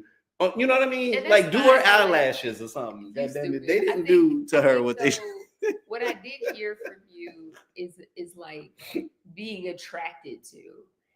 And typically the purpose of a statue is not for people to feel attracted to it. Although when it comes to women's statues, there is, even in death, because a lot of statues are toward deceased people, or, you know, in likeness of, so many statues of women have been like stripped of their I'm trying to remember, like basically men have been fondling the breasts of so many statues that it like takes the paint off of them. Like they show, I swear to God, it showed picture. I swear to God, I actually saw it today. I can send you the post. They showed, not only was it pictures, but there were videos of like men going up and like, okay. So it's like, maybe a portion of this was like, yeah, none of that. Like, I don't know, but like, y'all not supposed to feel attracted to the statue. This ain't about what y'all are attracted to. I mean, okay, no, and you're right, right? Y'all are gross. Listen, you're right. And that's why I'm trying to figure out how I feel about that, and I'm reserving my feelings based upon what I feel is the collective sentiment of not only Black women, but specifically Black women that have that body type. Because if they feel, but I also don't know if it's like, there's right. Gonna be some who may be like, it's nice to see me. I guess what I was always wondering was what was the intention of the artist, right? Because if it was for them to be celebrated, that's one thing. But I'm gonna feel some kind of way if you did this thing, and as a result, now a lot of Black women feel ridiculed. Right. You know what I'm saying? Because I don't give a shit what your intention was. If it led to that, then that's what I'm going to judge it off of, right? What because if it's herself? I don't know, but I did do some research. So okay. let's find out. I ain't ready yet. I just, before we hopped on, because I was curious, because Yeah. I did want to talk about it, but I was Yeah. like, I didn't want to leave it in this wondering land. Let's actually see what it says. So, who is that black lady? Right now, there's a 12-foot bronze sculpture titled "Grounded in the Stars" by British artist Thomas J. Price. It's a man. Yeah, of course it was. Which was installed in New York City's Times Square on April 29, 2025. The artwork depicts a young black woman in casual attire, t-shirt, trousers, and braided hair, standing with her hands on her hips and a contemplative expression. This piece is a part of Price's ongoing exploration of representation and identity in public art. The artist's intent. Thomas J. Prince aims to challenge traditional notions of monumentality by portraying everyday individuals rather than historical or mythical figures. He stated that the sculpture seeks to disrupt traditional ideas around what defines a triumphant figure and to challenge who should be rendered immortal through monumentalization. Public reaction. The statue has elicited a wide range of responses. Many viewers appreciate the representation of a Black woman in a prominent public space, seeing it as a powerful statement on inclusivity and diversity. However, others have criticized the piece, questioning its aesthetic choices and the decision to depict a fictional character rather than a historic figure. Right. And so, that's one of those things where it's like, okay, I can understand like the desire to do that. But like I said a moment ago, all facetiousness aside, right? Standing for a painting, being immortalized in a statue, most people, if given their preference, if that were a real person, that was allowing you to do that for them, they would not give you a picture of them just getting off from work, dead tired, and some crazy But if expression. the purpose of it is everyday people in their everyday lives, because also like let's say he had a because I've actually seen this like in Chicago where there's like a multiple people statues around the park of everyday people, and you got people of all walks of life and how they sculpted them, and they're in very regular clothes, and it's like, have we just demonized what this representation of a Black woman is, as opposed to her just being a regular person? No, you know what, and you're right. I hope that the other sculptures of regular people get just as much traction as this They're one not did. going to. They're You know not what I going mean? to. Show me the Mexican with, They're not going to. whatever that just got through from a long day of labor and they just look worn out. Like, don't all of a sudden the Mexican looks like Selena or some shit, right? And then the white woman looks like Scarlett Johansson. You decided to put that up as you know what I mean? Like, pass that shit around, because it ain't just us that is overweight and whatever. You feel what I'm saying? And I'm not trying to say like, oh, that she look like, no, it's not that. But again, I don't want us to become the butt of the joke, because what I know, and first I got to make certain that this dude is a Black person, Right. because one thing that they like to do is do shit that they know will set us off, because if you piss Black people off, the shit will go viral, right? So you could have picked anybody. You could have picked random ass Sally, fucking Marjorie Taylor Greene, and whole ridiculous, what one girl called a bad body Butch Bill. You could have put ass up there, or somebody that looked like her. No, you decided to pick one of us because you know Black people are going to do what we're doing right now. Right? Yeah. And not even just outright. Yeah, exactly. Right. And that we control the culture. So it's like, if I can get Black people up in the tizzy, now all of a sudden my name gets known. Mission accomplished. All right, bro, mission accomplished. I need to see some other shit that you're doing. And if all of a sudden everybody else looks pristine, now I got a problem with you. You know what I'm saying? Because that ain't where it's at. All right, here we go. Destination addiction.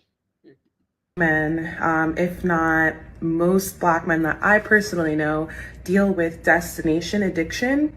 And I know Black men from all different levels of their journey, all different ages, and a lot say the same thing. When they reach that destination that they think will make them happy, it ends up being a sad moment because they realize how much time went by and they didn't allow themselves to be happy throughout the duration of the journey of getting to the destination. And if you really think about it, like each destination or moment of success might last a day, 2 days, a week. Like it's like getting a new car, you know, but those 5 years or 10 years it took to get to that destination are a lot more valuable than that 1 week or that 1 day.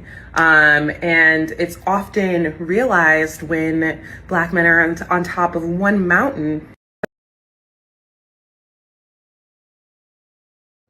Okay. So what was fascinating about that one is, destination addiction, I thought was actually fascinating. So when I saw this posted, it was posted by the sister, Jamil Hill, and she had a couple of other posts that were associated with this, and it was comments that people made, because essentially what she was asking was, is this something like that's like legit, and how do men feel about this? And so we had a couple of responses. Someone said, someone said, that's for all of us men. We don't work, we don't eat, we don't get love, and we aren't respected. We have to produce results in life. We have to sacrifice our happiness to make everyone happy. Someone else said, generally speaking, happy is a priority for women and children. Men can be happy, but our main focus is reaching the goal, whatever that goal may be. That gives us a sense of fulfillment.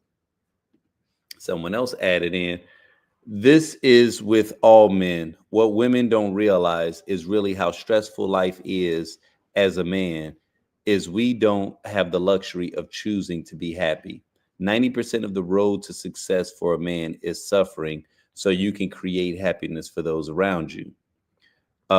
Someone responded, women don't realize this is life for most people in general. In this economy, men are not some great creator of happiness for everyone. It's two adults, if you're lucky, working together to sustain life and be happy. And plenty of folks are just doing it alone, divorced, etc. Life as a woman is only as hard as you make it. Men don't have that choice. It's always hard. And then someone said, generally speaking, happy is a priority for women and children. Men can be happy, but our main focus is reaching the goal, whatever that goal may be. Okay. Nope, we already said that. Okay. So, yeah, what do you think about that? Destination addiction. So my first thought was that I personally have a little bit of that. Like I have a hard time just like being in the moment, enjoying it, appreciating it for what it is. It's always like, okay, when I do this, I'm gonna really be killing it. And like sometimes I have to be very intentional about making sure I sit in the moment and realize, oh my God, like I'm so blessed, or I have so many great things in my life. So I don't think it's just unique to men though. But with the sort of like men always have it hard, I guess, I know too many men that are being like taken care of by women in a multitude of ways, some of which is financial.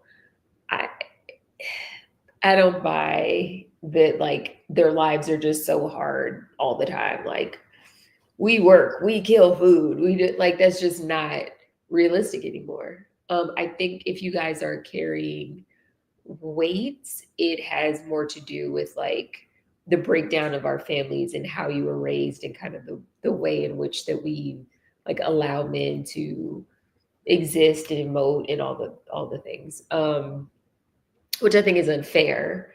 But I was listening to another podcast the other day where it talked a little bit about like, I think they were talking about Paul Pierce. I don't know if you saw that clip about him saying that marriage is for poor people and old people. Oh no, I did not see that. Oh yeah, I'm about to share it with you. We can talk about it more next week. But basically, that marriage is for poor people because you need the two incomes to function, and then old people because you want to be like coupled up and pass away. And the argument, among the people on the podcast was just like, he can have that perspective because he's rich, whatever. But then also some people are like, he needs to talk to his mom who's been single her whole life and then is getting married at 70. And yeah, she's apparently getting married. And they're like, ask her if she would have wanted that life, like to be a single mom and struggling and all the things. And everybody acknowledged that, yes, the way you grow up, whatever your perspective is accurate. But then he's also in his, I don't know, I imagine late 40s, maybe early 50s, Paul Pierce. Yeah. At a point, you have to take some responsibility. Like, yes, we all have like childhood trauma. We have all these things, but like, you have to own, you got to learn, you got to step outside of your bubble. And so, I don't know. I think I think that that's a very real thing, the destination addiction, but you got to do a better job of like using the resources around you to correct that. Cause it's not worth it. And so many of us are really, really wealthy in a lot of areas.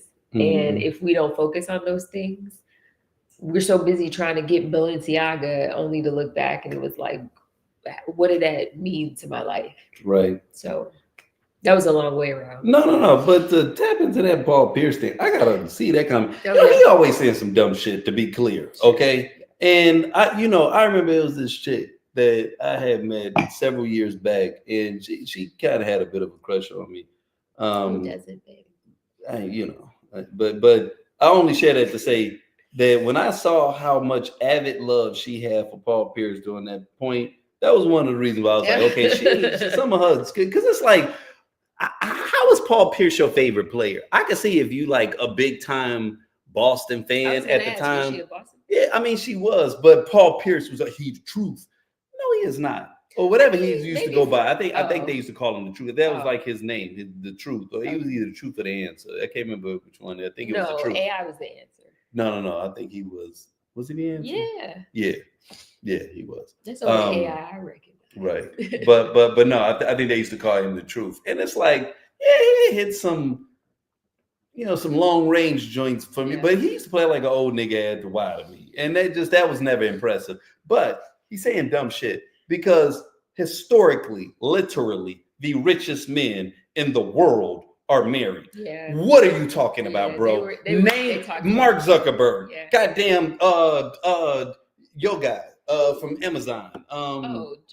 Jeff Bezos. He was married. He was married. Yeah. You know what I'm saying? He's getting married again. Of course he is. Bill Gates was Donald married. Trump is married. Like, dude, what are you talking about? Like, I know the dumbass point you trying to make, but it literally is not backed by any factual evidence because literally Warren Buffett, like the top 10 richest men in the world are married, bro. What are you talking about, bro? Like, I get it. You're trying to go viral.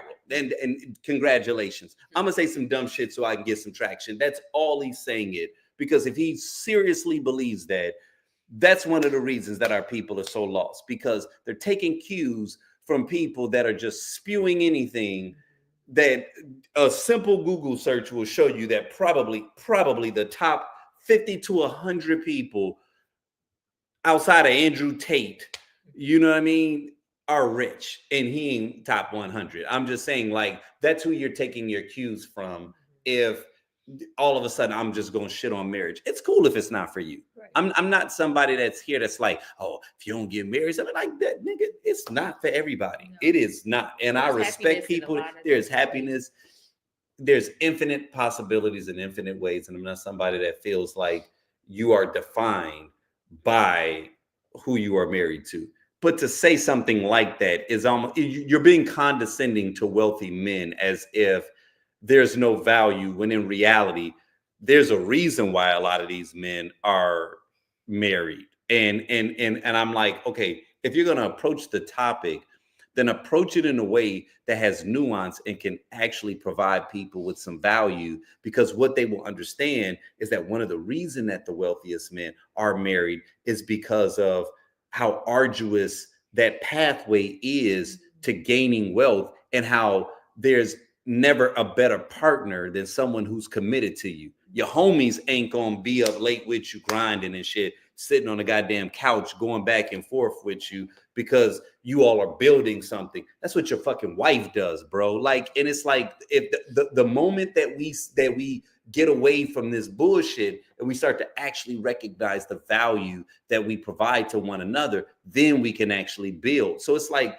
that actually pisses me off, because I'm like, dude, you are in a position of influence and you got people, you got a platform, and instead you're deciding to say dumb shit. So there's some dude that's either on the fence, or maybe he's feeling somebody, or he's feeling a little lonely, but he hear the truth. Or he's saying, never seen a successful marriage, or he's you never know what I seen mean? that, but like he wants to propose to his woman, and now it's like, oh yeah, he right. Yeah, that's some poor people shit. And he don't realize that you just grifting. Yeah. You just trying to get you're searching for a viral moment on the backs of impressionable people that are actually pulling in your tutelage, you know what I'm saying, and hoping that it's gonna have value. Like, shit like that pisses me off when people do that, because you know, we're in this day and age, man, where people just refuse to recognize the value of having these platforms and having this kind of voice, and just what it means, what it entails. It comes with a responsibility.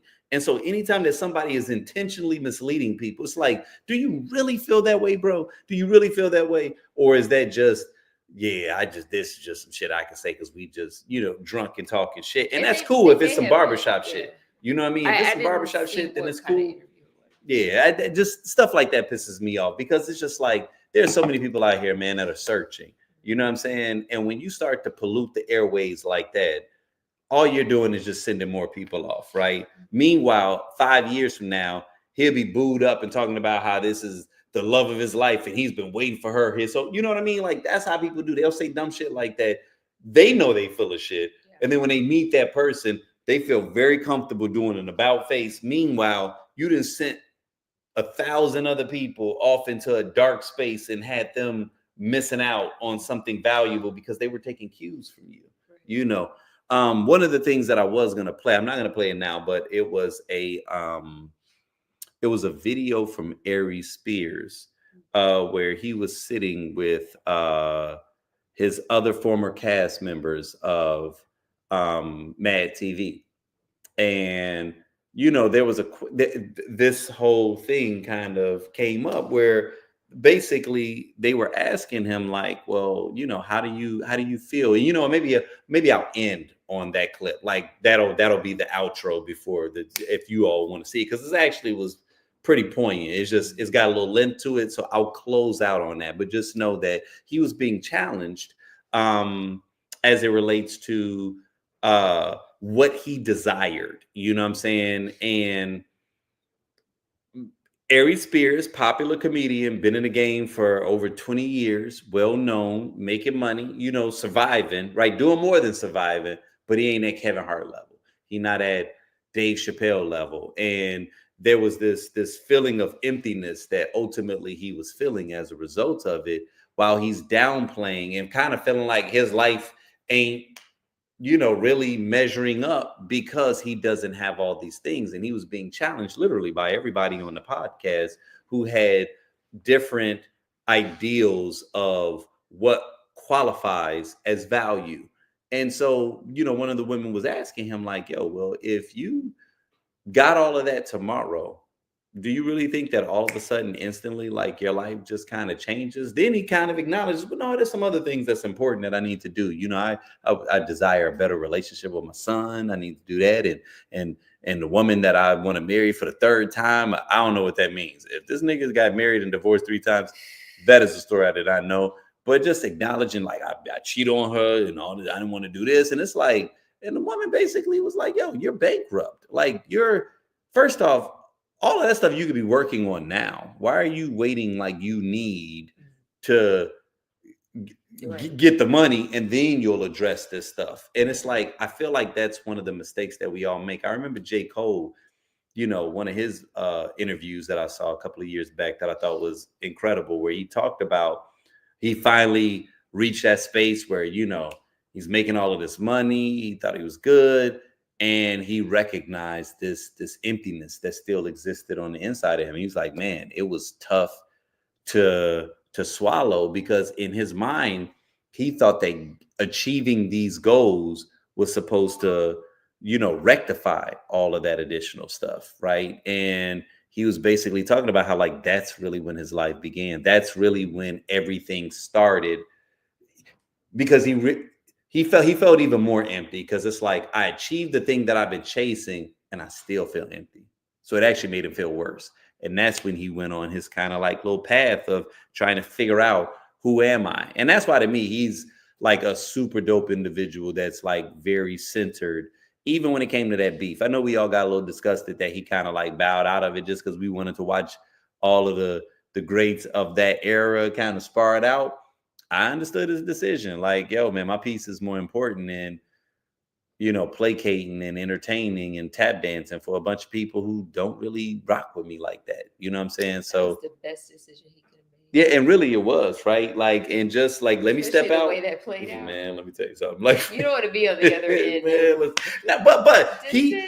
but if he would have been in it, it would have been more. It would, man. It might not have been a side. It might have been like it might have turned into like a family feud that just got really messy, because he got bars, and his bars ain't them super metaphorical bars. They them creative, right at your neck bars, and it would have had the hip hop community talking, and we would have enjoyed it. You know what I'm saying? But his piece is more important. Absolutely. But as it relates to just the destination addiction, right? Just to give my insights on it, because I think it's a real thing, but I also think that it's something that as men, we have to take ownership of, because I think that it may be hard for us to find that happiness before we reach that space. But I'm here to share that it is possible, right? Because I am far from reaching what I consider to be my pinnacle. I had to make the conscientious decision to say, but I'm still going to live life and love it and be in the present until I get to that space, right? Because similar to what the sister said in that video, it's like, if the totality of your life comes down to these pinnacle moments, then that means that your entire life can be summed up in like 5 to 10 moments that lasted for what, an hour a day? You know what I mean? But life is really the process. So if you can't enjoy the process, if you can't take pause and be in the present and enjoy these moments, like, I got a toddler, and I kid you not, there's some moments recently, man, where like, I'm the one that gets him up in the morning. And there are moments where I just embrace him for a very long time. And I try to create like a mental memory, because I know he's never going to be this size again. Right. And there's going to be a time 10, 15 years from now that I would want to give everything to hop into a DeLorean and come back to this moment to be able to just embrace him at this size. You know what I'm saying? At this moment. But I can't.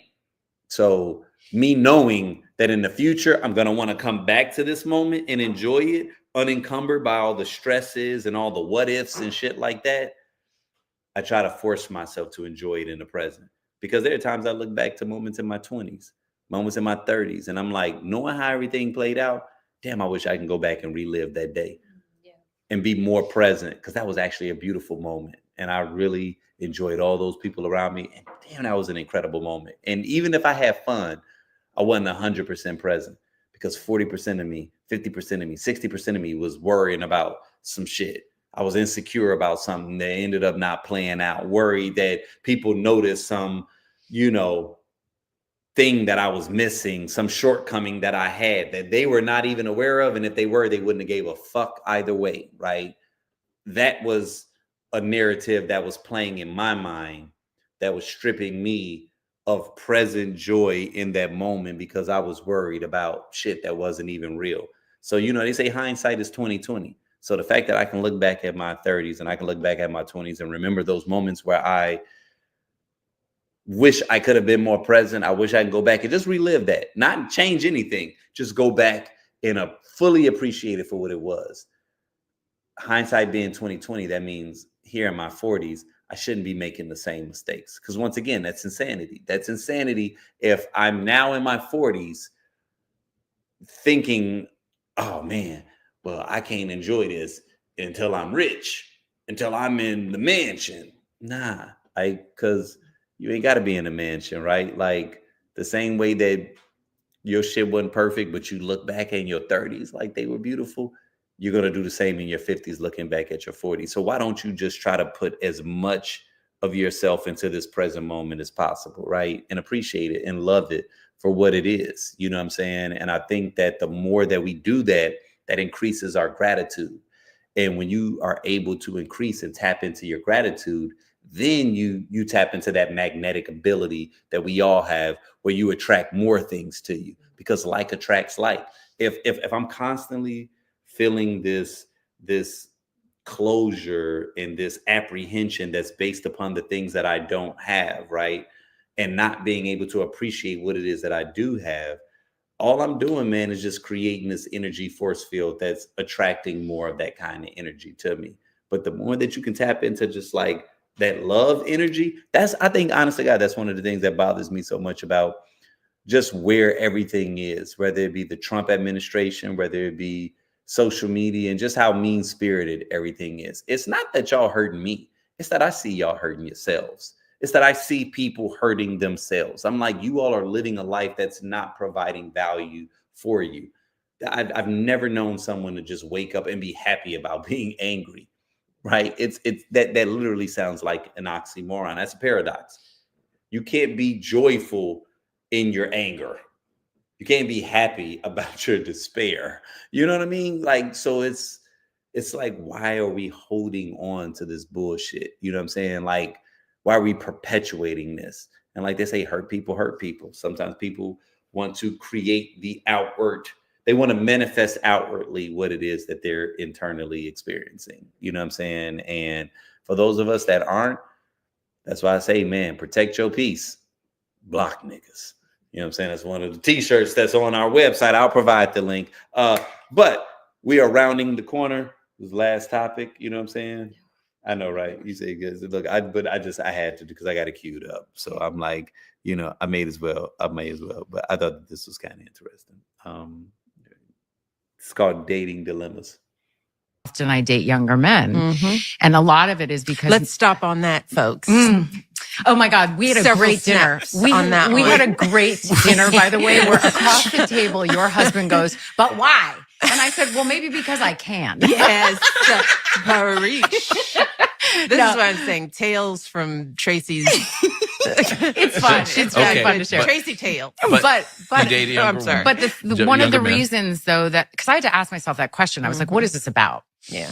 Because I want a partner. And so often, and it's not just that I'm older, I'm also very embodied. I am a full, very whole person who knows myself, who is in charge of my life, and who lives a very full, just robust life. So it's not just age, it's like life experience and sort of a difference. But I had to ask myself the question, why? Why does this keep sort of coming up other than they're hot and gorgeous? There's that. But a lot of men my age are steeped in a toxic masculinity and have been raised in a culture where there is a particular way that a relationship looks. And anything that starts to smell of that for me, I did enough of it where I was controlled and felt like I was a possession or whatever those things were, or prize and I have no interest in it and I will not do it again.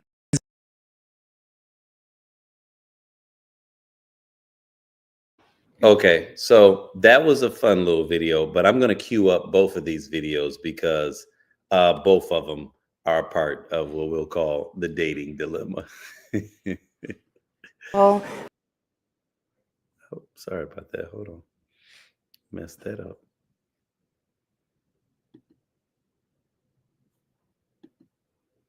And then they go online and they are a white supremacist. This is Vera Papasova. She spent the last year dating far-right men in New York City for a story for Cosmopolitan magazine. They're the most insecure men I've ever sat down with.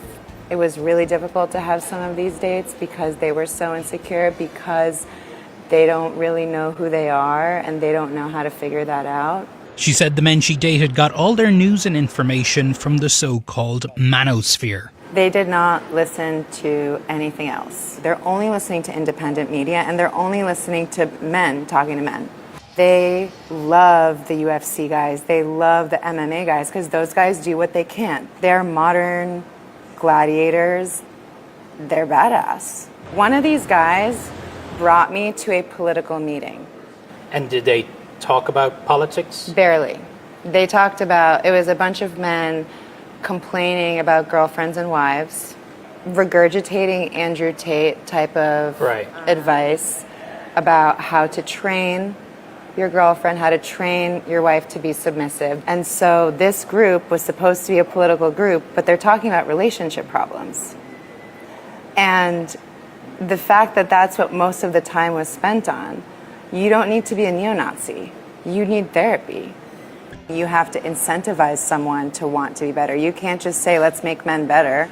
The thing about these guys is their biggest support system is online, but that also is very isolating, and isolation is what breeds hatred. People have to really think about, do you have the capacity to talk to people that you don't agree with? Because that one nice conversation you might have might change someone's day enough to not have to seek out help in an online support group, which is actually a bunch of white supremacists using political beliefs as an excuse for how they feel.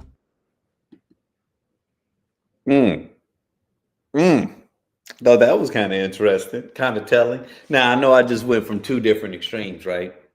But I saw this as like dating dilemmas. So that's what this segment is called. And I'll close out with, I'm just going to share this little funny story of this woman that had a bizarre exchange on Threads where she was like, every time I try to date outside my race, shit goes haywire. I said, ma'am, this story was key. She don't even know I'm about to use it tonight, but I had to let her know, like, yo, this was entertaining. But so all right, we'll just kind of tap into both real quick, right? Like, so with, you know, obviously the Tracy Ellis Ross situation, her being on Michelle Obama's podcast and her sharing that she typically tends to date younger men because of the fact that they are a little bit more open-minded, right? And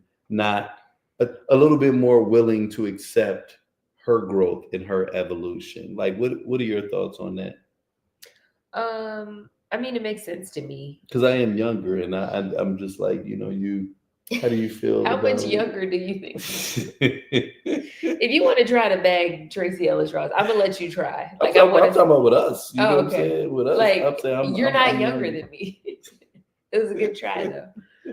But no, I think, you know, Tracy Ellis Ross is also coming from a very specific lifestyle. Right. Like, she has been royalty her entire life. Right. She is Right. R&B or, you know, pop royalty her entire life. But but she had, I mean, if you follow Tracy Ellis Ross in any capacity, you recognize, like, you could see how fulfilling her life is. Like, she is never, I feel like sometimes you could see people and they exude sort of healed and whole, and they have it together. They just, you know, they can vacation by themselves. They can do all this stuff. Like, they are very happy in their own skin. A lot of times we see it in men and we don't question it because they're men. It's not, he's some cat lady at whatever age. He's Richard Branson on skydiving. And this man is, but he owns Virgin, and, you know, he's he's fun. He likes to do all these things. And that very well may be true. He may be married. I don't know. But just, you know what? I was just thinking, oh shit, is he? I don't know. I mean, and not that I'm surprised, but I was like, yeah, I ain't never heard of him. I mean, I don't know enough about him though, but I'm about to Google that shit real but the quick. point is, like, with Tracy, I think she's got that same very carefree nature about her, and she's had the privilege to probably have that experience, like being rich, being in a very famous family. Like, she hasn't had to carry some of the burdens that maybe other young Black women have, and she's been able to evolve in her career and make a name for herself and all these things. And I love that for her. Like, she is one of the, not only one of the most entertaining people to follow, but she's also just she seems like a really great person. And so when you have the average population coming from this is such a woke response, but I can't, you know who I am. We're in this very patriarchal society. Like, no matter, especially men in her age group and over, they want a very traditional wife or a traditional woman. And Tracy ain't that. She's never been that, and she probably never will be that. But it doesn't mean that there's not someone out there for her. Like, I think that sometimes we have women like that and feel like, see, that's why she needs to do X, Y, and Z. No, she needs to find the person that fits that. And for her, it may be someone that's younger. Now, I don't mean that she's chasing after a 19-year-old man, which everybody wanted to equate her response to, like, with Shannon Sharp. It's like, come on, man. She said younger. She didn't say a teenager. You know, we always do that ridiculous shit. That ridiculous whataboutism. Like, oh, okay, so Shannon Sharp can't have sex, explicit sex with a barely legal woman. Oh, but Tracy, like, bro. At no point did Tracy say that. Tracy is in her 50s. She's probably talking about a nigga 45, okay? Or 35 even. Right. Absolute youngest 35, but probably in his 40s, okay? Like 15 years younger than her. Nigga, she wasn't talking about 20. There's no way that she's dealing with a 20. Because unless she is specifically talking about sex, someone like Tracy Ellis Ross wants somebody to be able to stimulate her mind. And somebody that young, it would be very difficult for her to find a 19 or 20-year-old that could really have, like, an engaging conversation. Not that this is relevant, but this actually makes me wonder about Jada Pinkett Smith and August Alsina, right? Like, in terms of before all the messiness ensued, right? Like, if he never came out and messed that all up, what was her mentality of what that was? Because I mean, we know a lot of it probably was also physical and, you know, in nature, but he was probably old enough to turn her on and may have had some elements that made her feel like youthful. But I am a little curious to know, like, I mean, I've you know, beyond, you know, everybody always demonizes her. It's like, yo, stop the bullshit. Like, yeah, like I've only started her book. I'm only a couple of chapters. Does she address it in there? I don't know. I haven't, because she's still a kid at the point that I'm in. So she's talking about her upbringing, which is wild. But I haven't gotten to the end, so I don't know if she speaks to it at all in her book. But just knowing what I know about her husband and their dynamic, he's always wanted a very specific aesthetic of their family. I think he was and probably is somewhat really controlling.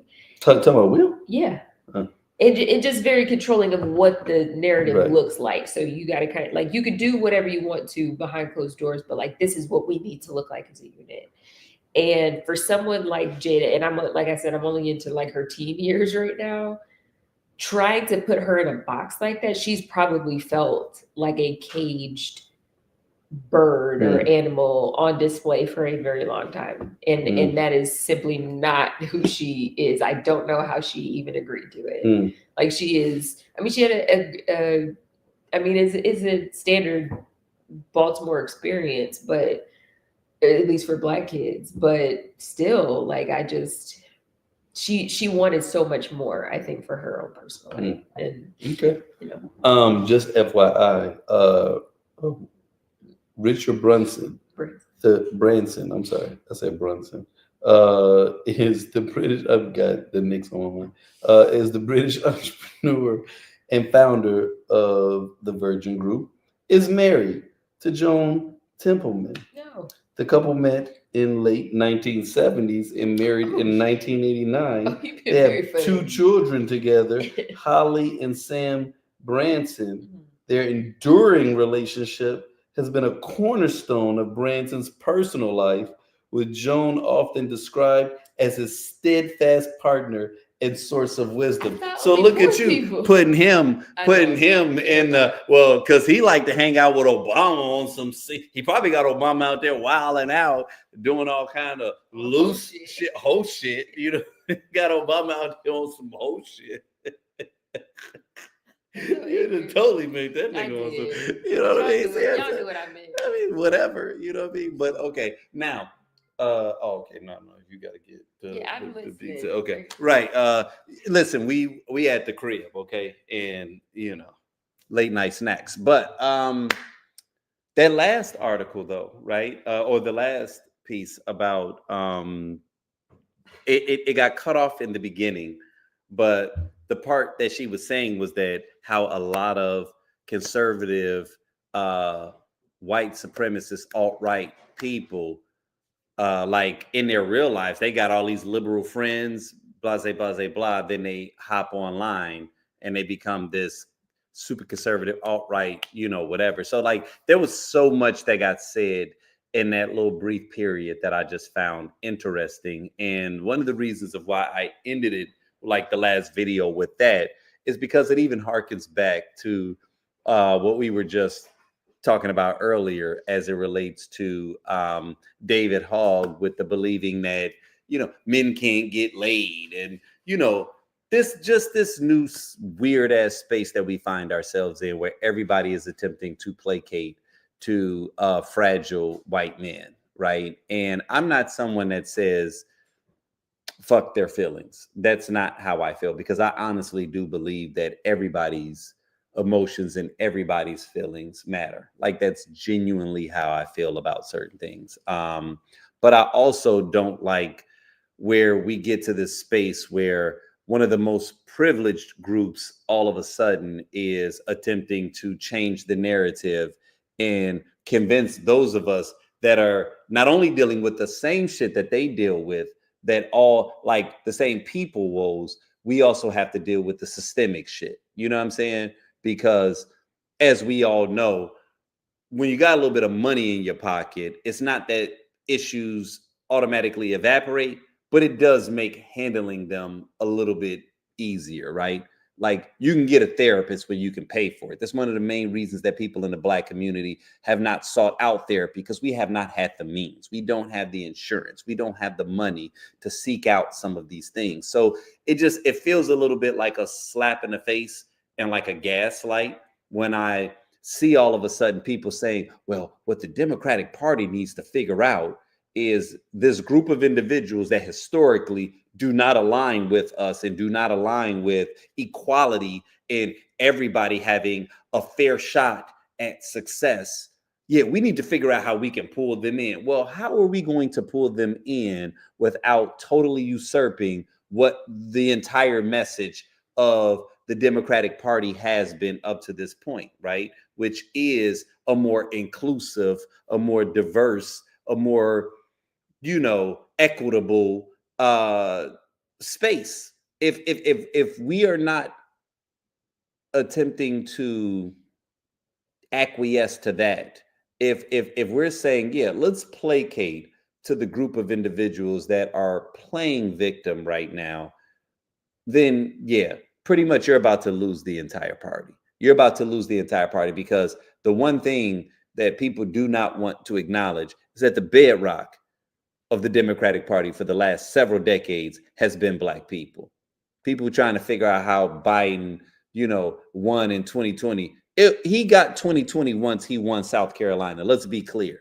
He hadn't won any other primary up to that point. He wins South Carolina handily. And what the party saw was, oh shit, the Black people got his back. And they knew what that meant. So now all of a sudden, and that's one of the reasons why I was upset about this stuff that's going on with Malcolm Kenyatta, and the fact that all of a sudden we're like, yeah, let's press David Hogg to the forefront. It's like, see, y'all about to make that same fatal mistake that y'all always make, right? Where you all are forgetting where the source of your strength comes from. Because make no mistake about it, 70% of white people voted for Trump, and they did so willingly. And another thing, while I'm on this topic, that I told myself I was definitely going to address tonight, and I'll save my dating dilemma story for later because it's choice. But I want to end on this because it's important. One of the things that is really chafing my hide and that's pissing me off is this constant narrative that the Democrats are the reason that Trump is in office, that anyone else is the reason why Trump is in office. It's almost like y'all lost it. No, he won it. He won it. Put some respect on that man's name. He fucking won it. Stop making excuses, because every excuse that you all make, basically what you all are doing is you all are releasing accountability of the people that thought it made sense to elect him, as heinous as he was. I keep seeing all of these reasons. Well, we got to appeal to young white men. Well, why is it that they did this? Well, why did they vote for Obama? Well, why didn't they do this? Y'all, it was two major reasons. It was bigotry and it was misogyny. I don't care what it is that you all are saying. Prove me wrong. Prove me wrong. Y'all keep making, Bernie this and the progressive this and AOC this. Y'all, he cleared the field of Republican candidates in the primary. Everybody that they were claiming was supposed to be some superior candidate, the Governor DeSantis, he was supposed to be the standard bearer. How is it that Trump, while facing multiple convictions, right? All of this shit, January 6th, all of this stuff, he still cleared the Republican field. Y'all miss me with this nonsense like y'all don't love him. Miss me with this nonsense like people don't respect and honor the bullshit that he's on. That's why y'all ain't saying nothing now. That's why everybody is kissing the ring, because they love this shit. Let's own it. If we cannot move past it, if we don't own it, they like Trump. This wasn't an anti-Kamala thing. They like Trump. I don't think Obama can beat Trump. Yeah, I said it. Because they love racism. Racism is as American as apple pie. If we cannot accept this, we cannot move past it. And everybody is talking about 2028.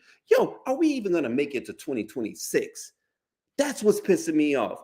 Now, all of a sudden, everything is about the Democrat. You watch Fox News, you watch MSNBC, you watch CNN. Nobody's talking about what this crazy lunatic is actually doing in office. What they're talking about is what the Democrats aren't doing and how they're not going to get back in power in 2028. Why are we even talking about an election? This dude is a little over 110 days in.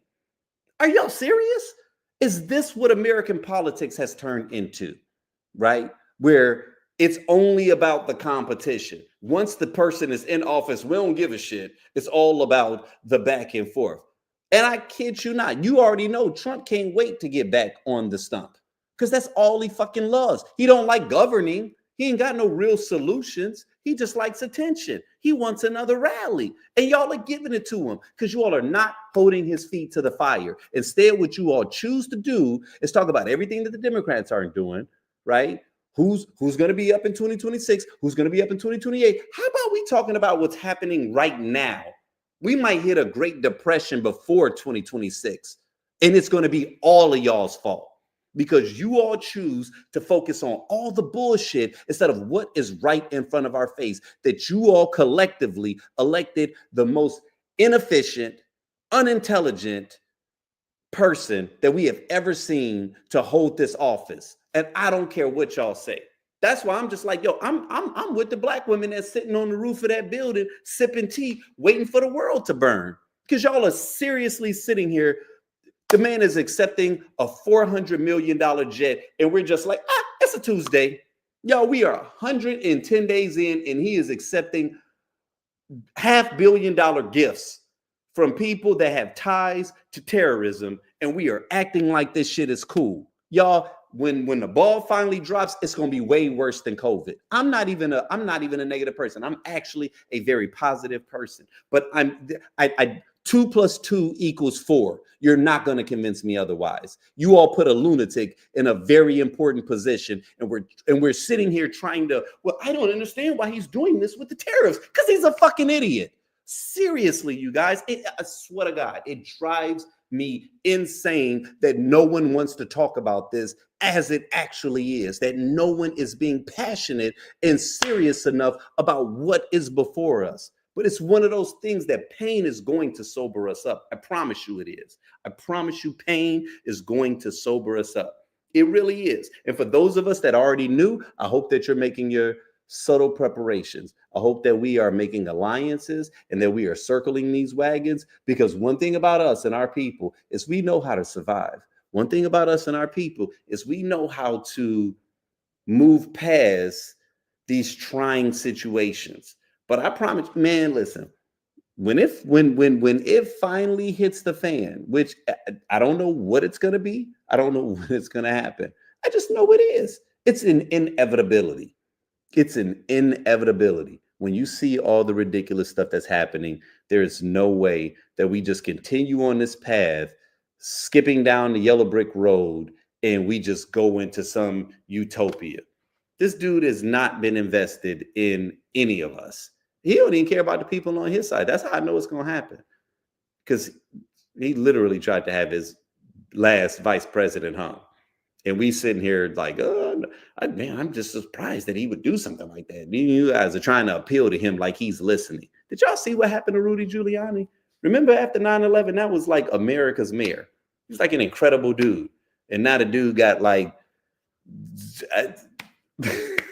y'all see the pictures. Y'all saw the videos. It's ridiculous, right? So, listen, man. Yeah, y'all can call it Trump derangement syndrome. I call it common sense.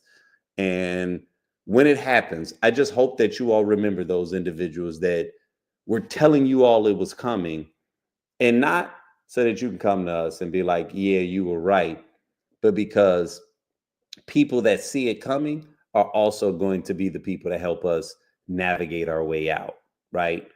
What I don't want is for all of a sudden, when people pull their parachute and they parachute out this burning plane, that then all of a sudden they try to flip the script and position themselves as the new leaders. Now, everybody that's acting like they're cool and that's not outraged at what they're seeing, I need you to hold them accountable.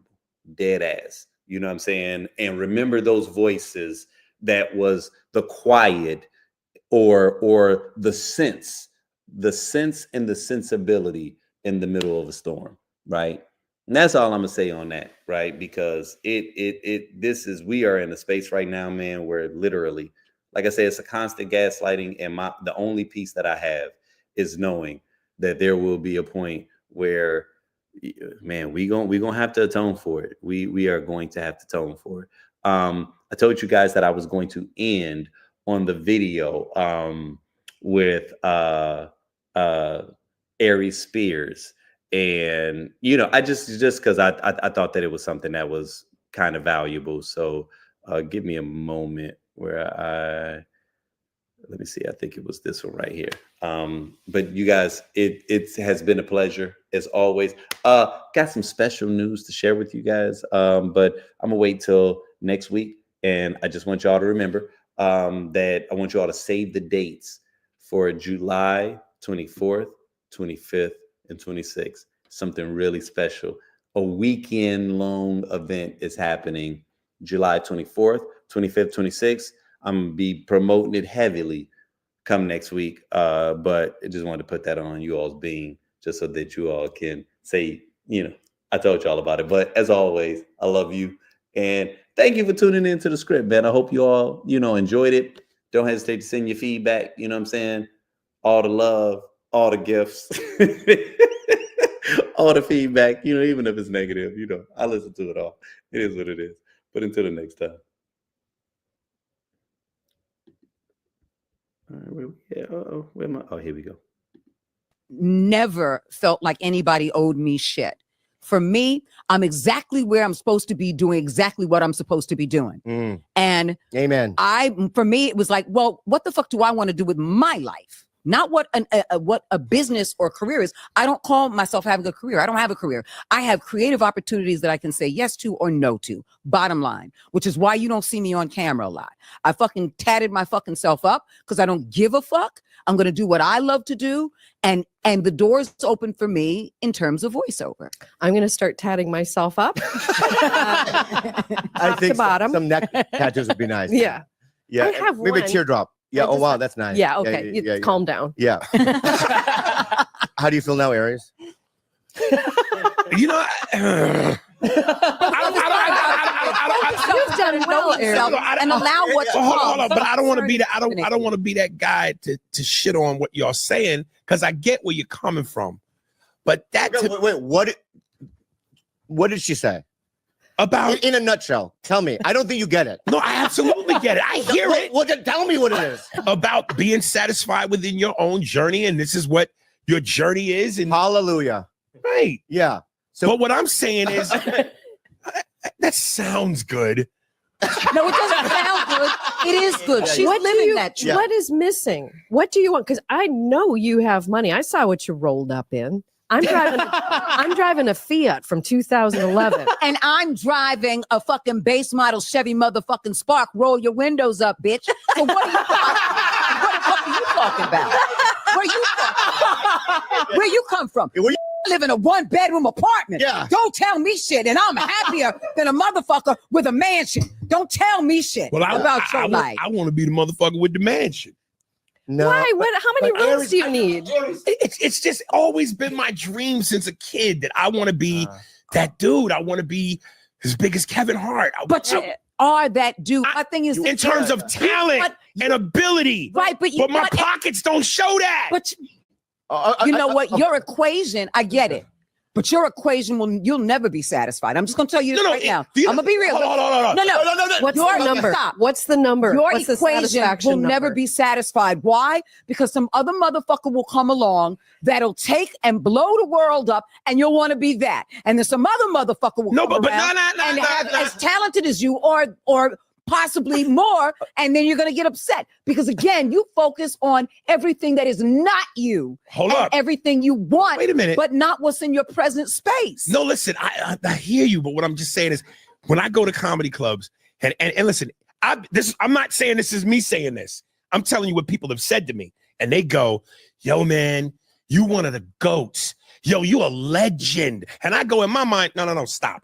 Eddie Murphy's a legend. Richard Pryor is a legend. Right. Dave but then Chappelle. you stop. No, I'm and not the reason them. that shut you off is because if they tell you that, shut the fuck up, listen to what they're saying, and accept it. Well, I do kind of. You know what I'm saying? But listen. you always have Aries, because you always have some shit after that to say no, that's not yours. Hey, but what I'm saying is, it's hard for me when I hear that and they go, "Yo, you top 5, you up there with Cat Williams, Dave Chappelle," and I'm just going, yeah. If my talent is that, Aries, then why Aries? Aries, I have a question for you. Yeah. I'm gonna let it shine, let it shine, let it shine, let it shine. If tomorrow you got that mansion and that big bag of cash, you think a switch is just gonna flip on for you, and that you'll automatically be, this is what I deserve, and I'm a happy man today. If tomorrow that happened for you. From that aspect of having it, let's say you said, okay, you want your flowers, you're the GOAT, you dreamt of this mansion your whole life. Yeah. If by midnight you move into that mansion of your dreams and you get everything you've ever dreamt about, the money, the bag, the mansion, whatever it is, do you think that you could sit there and be like, okay, I got it, I'm fulfilled, I am happy? I would be happy if I got that, plus the things that really matter. What are the things that really matter? I'm not a great father to my kids. Okay, we're getting my somewhere. heart just exploded. So I want to tighten up my relationship with my son. Oof, do that, and maybe the mansion will follow. And as much as I love the woman who I want to marry for the third time, I cheat. I fuck other women. Yeah. So I have a problem. So with you have holes in your body Yeah. that not a mansion or a bag of cash will ever fill. Whoa, wait. If I'm going to fuck up, let me fuck up with the mansion. But not saying I want to fuck up. I'm just simply saying that exterior shit, that's what I've dreamt about. That's what I want. Now, if I got it tomorrow, that part I could check off the list and go, I got it.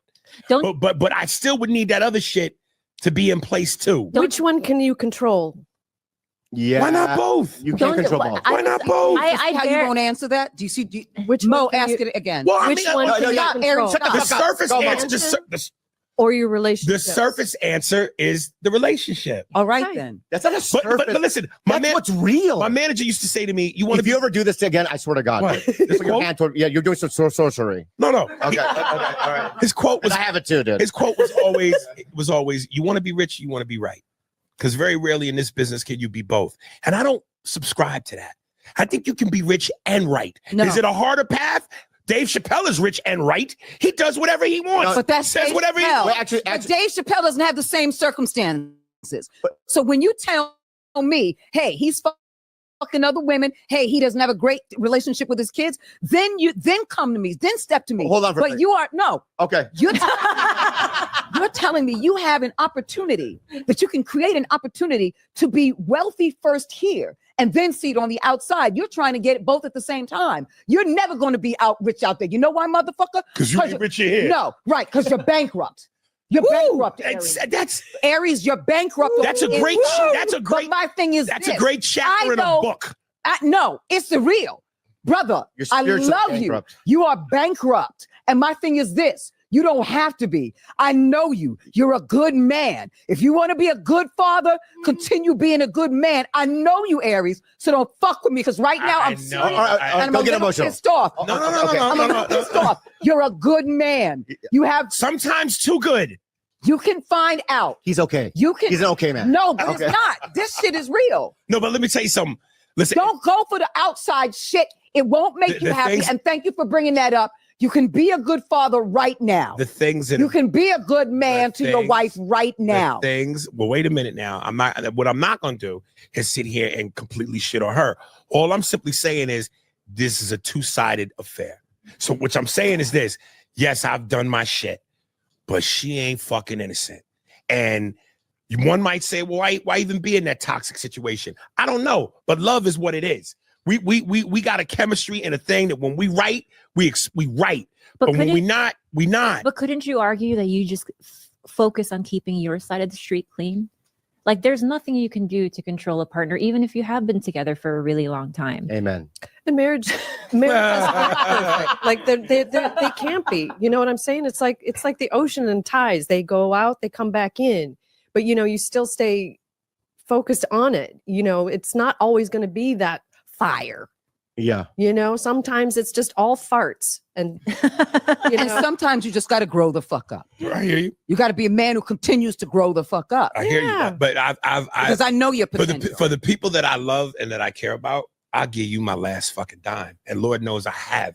And I mean, I've broken bread so many times and felt like I've either been not appreciated for it or taken advantage of it. So there's a part of me that, yeah, I'm angry. I'm fucking You have a right, but you know what? That's why you take that anger and make sure it's not put in places where it doesn't belong. Because when life hands you shit, brother love, you are minerals. And when you put shit and minerals together, you can grow fertilizer and grow more than you've ever thought you could grow. Plant a radish. But radish. Don't do that. But my thing is Don't is this. Thank you. And thank you, because those are the things you can't control. You can't control whether you get a mansion or not. So you could be chasing your tail. You never want to outrun the spaces you can take care of as a man in order to run to keep up with shit that you don't have that is a dream. Let it go for now. Take care of the reality and trust that whatever is meant to come will come. Because who knows? The man you grow into, like Mo, you may decide, I don't even know if I want that anymore. Because I found that my relationship with my son, my relationship with my children, you may not know that, Aries, until you start moving in that direction.